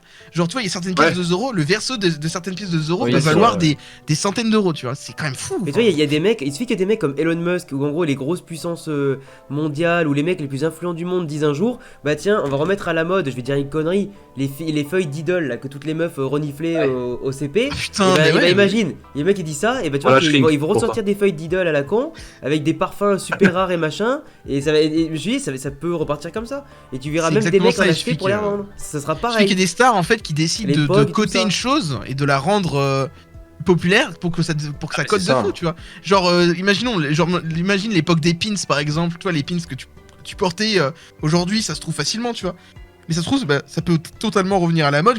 Ça peut être même pas forcément une star. Il suffit qu'il y ait un film ou une série qui devient ultra populaire et qui mette en avant un truc pour que ça devienne ultra connu. Moi, je donne un exemple tout con, genre des séries comme Stranger Things, c'est qui surfent un peu sur la vague Nostalgie 80. Et donc t'as ce délire de personnes qui vont suivre cette vibe là, un peu de ces Nostalgie 80, tu vois, pour que ça devienne tu vois, une hype. Et donc certains items, j'ai fait plaisir au chat de mon côté. Je fais plaisir au chat. Il nous fait un unboxing de figurines. Ah ouais, carrément. Oui, regarde, c'est là. Ah, je connais, ça, c'est Dragon Ball. Yes, très bonne statue de Dragon Ball. C'est Gintama, ça. C'est Gintama. Le banel, c'est bon. C'est Gintama. Ça, vous savez, ça vaut 200 balles à peu près. 200 balles. Je pense que dans 5-6 ans, c'est parce que il y aura plus de figurines qui seront imprimées, c'est normal. Ah, je suis avec Cabaret, les gars. Bah, ça va tripler. Tu fais une enchère là-dessus. Mais ça peut changer parce que c'est mes bébés. Mais il y a aussi celle-là, c'est mon bébé. Attends, bien coquine. C'est vrai. Aussi. Regardez, ça c'est incroyable. Oh, la monétisation pour YouTube. La remonétisation. Aïe. Elle passe, t'inquiète. Elle est pas à poil, c'est pas bien. Voilà, tout simplement, le délire de Pokémon, c'est le délire des cartes Pokémon, forcément du prix que ça vaut actuellement, c'est dû à ça. Après, le prix, s'il est élevé, c'est parce que c'est dû à déjà une forte demande, à la rareté, Ah bah oui, la rareté de clairement, la carte, et la qualité de la carte. Moi j'en ai là, regardez, j'ai des cartes qui sont on va dire gradées. Donc Oui, c'est des cartes tu qui les as valent- fait grader, effectivement, ouais. Tu vois, par exemple, elle c'est une carte que j'ai achetée. Je l'ai achetée à peu près 100€. Aujourd'hui elle vaut à peu près 150. Tu l'as fait grader où toi Dans 5 ans, elle va peut-être valoir le triple. On sait pas. Comme tu le dis, ça peut se Voilà, changer. ça peut, voilà, c'est exactement ça. Ça peut, par exemple, Regardez, là c'est une ancienne une carte. carte, C'est pas le moment d'en acheter, je pense, aujourd'hui. une là, carte qui vu va que- valoir par exemple 150€ aujourd'hui. Il suffit DG. que demain les cartes ça devienne complètement has-been, tu vois, au point C'est même ce qui que ça. C'est ce qui arrivera, je pense. Hein. Et bah cette carte peut totalement s'effondrer et valoir que 2€. Et Alors, là, c'est ce tu qu'on les disait. ressens, quoi. Enfin, Ed, je connais pas mal de gens qui sont assez calés dans les cartes. Et en fait, Ouais. il y en a plein qui disaient ouais, ça va s'arrêter, ça va s'arrêter. Ça va, Et en fait, ça s'est jamais arrêté. Et ça va, je pense. Non, mais je veux dire, aujourd'hui, on est dans une grosse montée, tu vois. Ah oui, Ouais, ça on est fait à quand même fond 2%, hein, la grosse exactement, montée. c'est Oui, exactement ça comme fait quelques mois. c'est comme une bourse en fait, littéralement. Ouais, mais c'est c'est comme ça. une bourse. Mais, Genre, sauf que là, mais bah, j'ai l'impression forcément, c'est limité, que ça va pas effectivement. vraiment Ça va s'effondrer. Ça va redescendre au bout d'un moment. Oui, ça va Bah, redescendre Pour un petit peu. l'instant, Pokémon est quand même très populaire. C'est une des franchises qui, d'ailleurs, dans les classements des franchises les plus rentables, ils ont pris Ah oui, oui, Pokémon oui. a pris des places au point même que.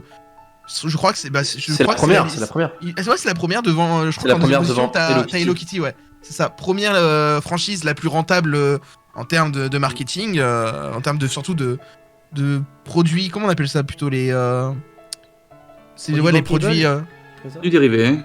Les produits Oui, dérivés, c'est- voilà, c'est les mots que je cherchais. En termes de produits dérivés, c'est truc de fou, ouais. Et les cartes Pokémon, je pense, ils contribuent. Ah oui, mais c'est clair. en grosse Ah oui, non, mais oui, partie. oui, c'est sûr. Je dirais Bah, ce que je veux facilement, dire, c'est que là, il y a une hype qui est partagée beaucoup par les youtubeurs, les streamers, C'est mais ça, ouais. c'est obligé que d'ici quelques mois, les gens vont se lasser, c'est obligé. Ils vont se Ça fait lasser. quand même déjà plusieurs. Oui, mais ça va arriver. Oui, c'est ça obligé. va, je pense que ça va arriver, redescendre. ça va Là, arriver. Et il y ça a va redescendre, mais- il y a tellement de cartes qui se sont vendues pendant cette période que ces cartes, elles vont chuter en prix, c'est obligé. Ouais. Et là, le problème, Bah, c'est qu'en fait, ça- la pénurie de tout ce qu'on a aujourd'hui, les pénuries de comment ça, le semi-conducteurs pour les consoles, les pénuries de consoles, les pénuries de papier pour les mangas, parce qu'aujourd'hui, t'as des réimpressions de mangas, Ah il n'y a ouais. pas assez de mangas pour tout le monde, t'as pareil pour le carton, t'as pas assez de cartes pour tout le monde, bah ça crée tellement un.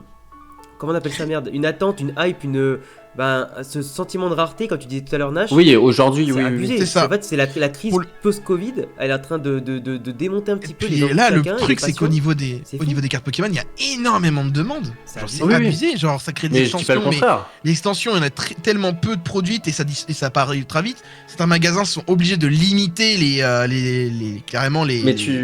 Mais tu vois, coffrets, c'est quoi. Enfin, c'est- c'est d'autant plus fou. parce qu'aujourd'hui il y a énormément de demandes que je C'est pense ça. que la pente sera encore plus raide, tu vois. C'est parce que du coup il y a beaucoup de ventes derrière. Enfin, Ah oui, non, mais ils se font un fric Pokémon. ce que je veux dire c'est que quand la hype sera retombée, on va se retrouver avec plein de gens qui ont plein de cartes et qui s'en foutent. Et du coup, elles vont être bradées ces cartes-là. Enfin, moi je pense que les prix vont chuter considérablement après quoi. Sur les séries récentes, hein, j'entends. Ah, le récent c'est différent. Le récent, avant que ce soit intéressant, faut attendre 10 à 15 ans. de toute C'est façon. ce qui se vend le plus, le récent de toute façon. Bah non, pas forcément. Ouais. Bah pour que les Et, magasins soient un peu Aujourd'hui, mieux. en France, en tout cas, c'est. Bah, en magasin, c'est à cause des éditions. Quand tu sors une nouvelle édition, les gens ils se ruent dessus. Ils Ouais, se ruent les dessus Valorant, et Reine certaines de cartes glace, valent etc. pas Et pas pourquoi ils mal, se ruent dessus? effectivement. Parce qu'en fait, les premières éditions de cartes, parce que c'est ce qu'on voit souvent sur internet, hein. Oh, une carte à 10 000 € et tout, ça c'est les premières éditions. Et Oui, beaucoup oui. de gens peuvent pas se les procurer. Hein. C'est des trop c'est de cher. base. Et du coup, les gens ils se disent, bon, bah, je vais essayer de voir ce que je peux avoir. Et là, quand ils ont fait une édition récente où ils ont justement réédité des anciennes cartes, Ah oui, oui, oui. c'est ça qui a créé une espèce de grosse merde complète et qu'il y a trop Ouais, de gens qui voulaient des le cartes. coffret des 25 ans là, non? Ouais. Qui est sorti. Mais tu sais que j'ai dû faire justement, une et- chasse, mais incroyable pour avoir des cartes, c'était fou. Mais, de fou, hein. mais alors Moi, je suis qu'avant, pas du tout dans ce délire-là de- t'arrivais dans le délire-là. magasin, t'achetais ce que tu voulais, t'avais Oui, clairement, oui. Oui, mais tu vois, du coup, c'est logique. T'es d'accord avec moi quand je dis que bah, du coup tout le monde se rue dessus. Du Oui, coup, les cartes récentes en tout cas, c'est sûr que elles les auront cartes pas de là, valeur ces cartes-là. ces cartes avant qu'elles aient de la valeur, faut attendre 5 à 10 ans dans tous les cas. C'est déjà après le prix des packs, il a quand même bien doublé à cause de justement de la pénurie. Mais après, ouais. En comme plus, tu ouais, dis, plus c'est cher, ouais. Ouais, en plus, ouais, double au triple. Des fois, je vois des prix sur internet. Moi, je suis pas le public des cartes. Moi, des cartes, j'en ai ouvert qu'une fois dans ma vie. Et voilà, mes cartes Pokémon. Hein, parce que j'étais plus fan de Yu-Gi-Oh! Mais pour moi, Pokémon aujourd'hui, moi, je suis pas prêt. Même si j'étais un fan, je serais pas prêt à foutre le double du triple du produit. Parce que tu rends service à tous ceux qui profitent justement de ça pour s'en mettre plein les poches, tu vois. Et ces mecs-là, si on leur donnait pas l'occasion d'avoir raison, ben les prix ils reviendraient au bon niveau. Mais le problème, c'est qu'il y a toujours des gens qui sont dans l'attente et dans Ah bah l'impatience c'est et qui au final contribuent en payant tout de un suite. mouvement. Et c'est dommage, c'est dommage. C'est un mouvement, c'est comme C'est vrai, l'immobilier, hein, ça se. Ouais. C'est Ouais, ça, c'est un mouvement. Au bout d'un moment, ça se Et moi je pense à la mère de famille, à tous les enfants. Je vois, j'en ai croisé une en magasin, à Lyon d'ailleurs. Et une mère de famille qui essaie de consoler son petit parce que le petit il avait quoi? Il avait 6-7 ans. Et il pleurait et tout. Du coup, bah, moi j'étais à côté donc je demande pourquoi il pleure. Parce que du coup, elle essaie de le consoler un petit peu et tout. Et elle me dit parce qu'elle trouvait pas de carte Pokémon. Et que le petit, bah, tu sais, il adore Pokémon, l'anime et tout. Il arrivait pas à en trouver. Et elle a fait 4 magasins dans la même journée. La mère qui du coup travaille en temps normal et qui a pas que ça à foutre de chercher dans les magasins, elle a quand même fait l'effort de faire 4 magasins pour savoir et pas trouvé. Et t'as un mec. Ça m'appelle tellement l'époque. Ça me rappelle tellement l'époque des toupies Beyblade. C'est fou. Je vois, ça me rappelle tellement l'époque des toupies Beyblade, genre quand l'animé Beyblade Metal Fusion était sorti sur Gulli et tout. Et ça avait fait genre, il y avait une hype de ouf et genre, bah tu pouvais pas te procurer de toupie, t'es obligé de faire 15 magasins pour trouver une toupie pour pouvoir y jouer, tu vois. Bah, les cartes c'est exactement pareil, quand il y a une nouvelle extension qui sort. Ouais bah c'est ça, et puis en fait quand il y a la hype d'une nouvelle extension qui sort, les gens se ruent dessus, certains achètent des dizaines de packs. S'il y a un magasin qui a, on va dire, l'opportunité de oh les gars, il y a une petite offre dans notre magasin là, genre tu sais, un coffret pas trop cher, ça va aller dessus. Et du coup, bah, ceux qui se font niquer, ce sont des personnes qui sont passionnées ou les enfants. Quoi. Surtout les enfants. Les enfants qui malheureusement ne pourront pas avoir leur pack de cartes Pokémon parce que bah t'as des mecs qui full achètent plein de packs et tout, et derrière ils sont full business, tu vois. C'est un peu malsain quand même quoi. C'est très malsain, moi je suis pas fan du tout. Le scalping, tout ça, moi je suis vraiment pas fan pour le coup. C'est pour ça qu'il faut que ça redescende comme tu dis, Ed, et comme ça va se calmer et ça va revenir à peu près normal, mais je pense que ça va pas s'effondrer en tout cas, ça c'est sûr. Non, ça va se restabiliser, je pense. Ça s'effondrera pas. Je dis pas que ça s'effondrera dans le sens où ça n'aura plus aucune valeur. Mais c'est sûr que les cartes d'aujourd'hui qui sont extrêmement chères et les récentes, parce que des fois là, les cartes que tu sors des packs, il y en a qui les vendent mais à des prix hallucinants. C'est sûr que ces cartes-là, quand ça va se calmer, elles vont perdre 5 fois leur valeur, sans problème. Ah oui, mais ça vaudra moins que des cartes qu'il y avait avant l'hype, je pense. Oui, c'est ça. Oui, bien sûr. De toute façon, c'est toujours comme ça. Là, par exemple, les cartes qui vont monter en hype et en prix, ça va être les cartes de la 4G du coup. Parce que du coup, il y a la 4G qui sort, les deux jeux sortent. Du coup, ça va donner une espèce de visu sur les miennes. Donc après, ouais. J'en ai acheté beaucoup à cette époque et c'est vrai que à cette époque, c'est vrai que tu t'en foutais quoi. Enfin, genre. Après, ce qui est intéressant, j'ai beaucoup de cartes de l'extension 4G quand j'étais. Les Hard Gold, elles étaient trop stylées les cartes. Ah ouais. C'est vrai. J'en ai plein aussi. Mais c'est une extension de tous les sens là. Moi, à l'époque, je voulais tellement le Giratina X que j'ai acheté tellement de boosters. J'ai claqué tellement d'argent et je l'avais eu. J'étais trop heureux, tu vois, mais j'ai galéré à l'avoir. Ouais. Et pour la collection, je faisais ça que pour la collection, tu vois. Ah, et après, c'est toujours un plaisir. Ça a plus intéressé. Ouais, c'était cool. J'ai donné les cartes, quoi, mais ça m'intéressait plus pour le coup, mais c'était bien, c'était une belle époque, ouais. C'est pour ça que j'ai arrêté moi aussi, ouais, tu vois, c'est que les cartes, après je kiffais ouvrir des cartes et tout ça. Et au bout d'un moment, tu sais, je me disais, mais ouais, je les fous dans le classeur. Et voilà. Ah, ça, tu fous dans le classeur. Moi, t'as pris une tiers, ça me servait à rien. Je m'en souviens, il y a une gamine qui adorait les cartes Pokémon. Je lui ai dit, bah tiens, je te donne mon truc. Ouais, non, mais oui, je comprends. Après, je suis pas collectionneur, c'est pas trop mon délire. Pareil, je suis pas trop dans le délire de collection, tout ça. Même les jeux, tu vois. Clairement. Enfin, c'est pas mal. Bon, les gars, j'imagine qu'on a quand même fait pas mal le tour. On a parlé des jeux, un peu d'animé, des cartes et tout ça. Est-ce que vous avez un dernier sujet sur lequel vous voulez relancer? En tout cas, pour ma part, je pense qu'on a parlé un petit peu de tout. Je pense qu'en vrai, on a parlé un peu de tout ce qu'on avait à dire, concrètement, autour de l'actualité actuelle. Yes. Parfait, écoutez, je pense qu'on va conclure sur ça. Ça fait 2 heures maintenant qu'on est en live, ça fait 2 heures qu'on a bien discuté, en tout cas je suis trop content, parce que du coup, on n'a pas vraiment eu un fil conducteur précis, parce que avec cette team-là, et même nous, on est tellement des passionnés, on part dans tous les sens, on se contredit, on va dans le sens de l'autre. C'est intéressant les débats, c'est intéressant. Ça va rester à peu près sur Pokémon. C'est pour ça que sur cette chaîne Twitch, j'ai envie maintenant, tu vois, de toujours faire un petit peu des trucs comme ça, tu vois, inviter des potes, faire des thématiques de certaines licences, et tu vois qu'à chaque fois, on passe du temps à débattre avec les abonnés et tout dans le chat, c'est trop bien. Et donc voilà, en tout cas j'espère les amis qui ont suivi ce live depuis le début, ceux qui nous ont rejoints en cours de temps, vous avez kiffé, partagez nos points de vue ou peut-être pas, ceux de Monsieur Tonton Fifi, Pyrux, ceux aussi de Monsieur Nash Inside et de Ed Layton bien évidemment. On l'a en tout cas beaucoup apprécié, je suis très content de vous avoir eu les gars, j'espère que vous serez en tout cas chaud de revenir d'ici les prochaines semaines, parce qu'il va y avoir beaucoup de choses à dire en tout cas. On va avoir beaucoup de news, et ça pourrait être intéressant, pourquoi pas, après la sortie des jeux, de débriefer ensemble une nouvelle fois, pour voir notre ressenti après à chaud, à froid. Ça peut être cool, si vous êtes chaud. Bah écoute, Ouais. aucun souci, avec plaisir. Carrément. De toute façon, si tu reproposes un live talk show comme ça, moi je suis très très chaud. Hein. C'était très agréable. Ludum, c'était Pareil. tranquille. Moi, comme je t'ai dit, j'ai jamais fait de live sur Twitch. Enfin, j'en ai fait une ou deux fois, tu vois. J'en fais pas souvent, mais c'était très sympa. Donc, J'achèterai c'est une cam, ambiance, du tu sais, coup. c'est chill, c'est posé. j'achèterai on les fait cams bien. la prochaine fois. Après là, en plus on est un peu à distance, mais tu vois, en vrai ça pourrait être aussi sympa. Tu vois, si un jour on arrive à tout se caler dans une pièce et tout, ça peut être encore mieux. Là pour l'instant on fait avec les moyens du bord. Mais voilà, ça serait stylé qu'un jour je puisse faire une sorte de mini plateau TV. J'aimerais trop pour Twitch, tu sais, inviter tout le monde, etc. Même s'il y a des J'avoue. contraintes bien sûr géographiques, mais pour un week-end ça se fait super bien. Mais en tout On cas, attend je que suis tu très fasses le content. plateau. Mais ouais, ça passe trop bien. Et je suis très content en tout cas de vous avoir eu avec moi les amis. Je suis très content d'avoir passé ce moment là aussi avec le chat. Merci à tous. C'était Pyrrhux, Nash Inside, Ed Layton et Alexandre. Passez une excellente fin de week-end. Ciao les gars.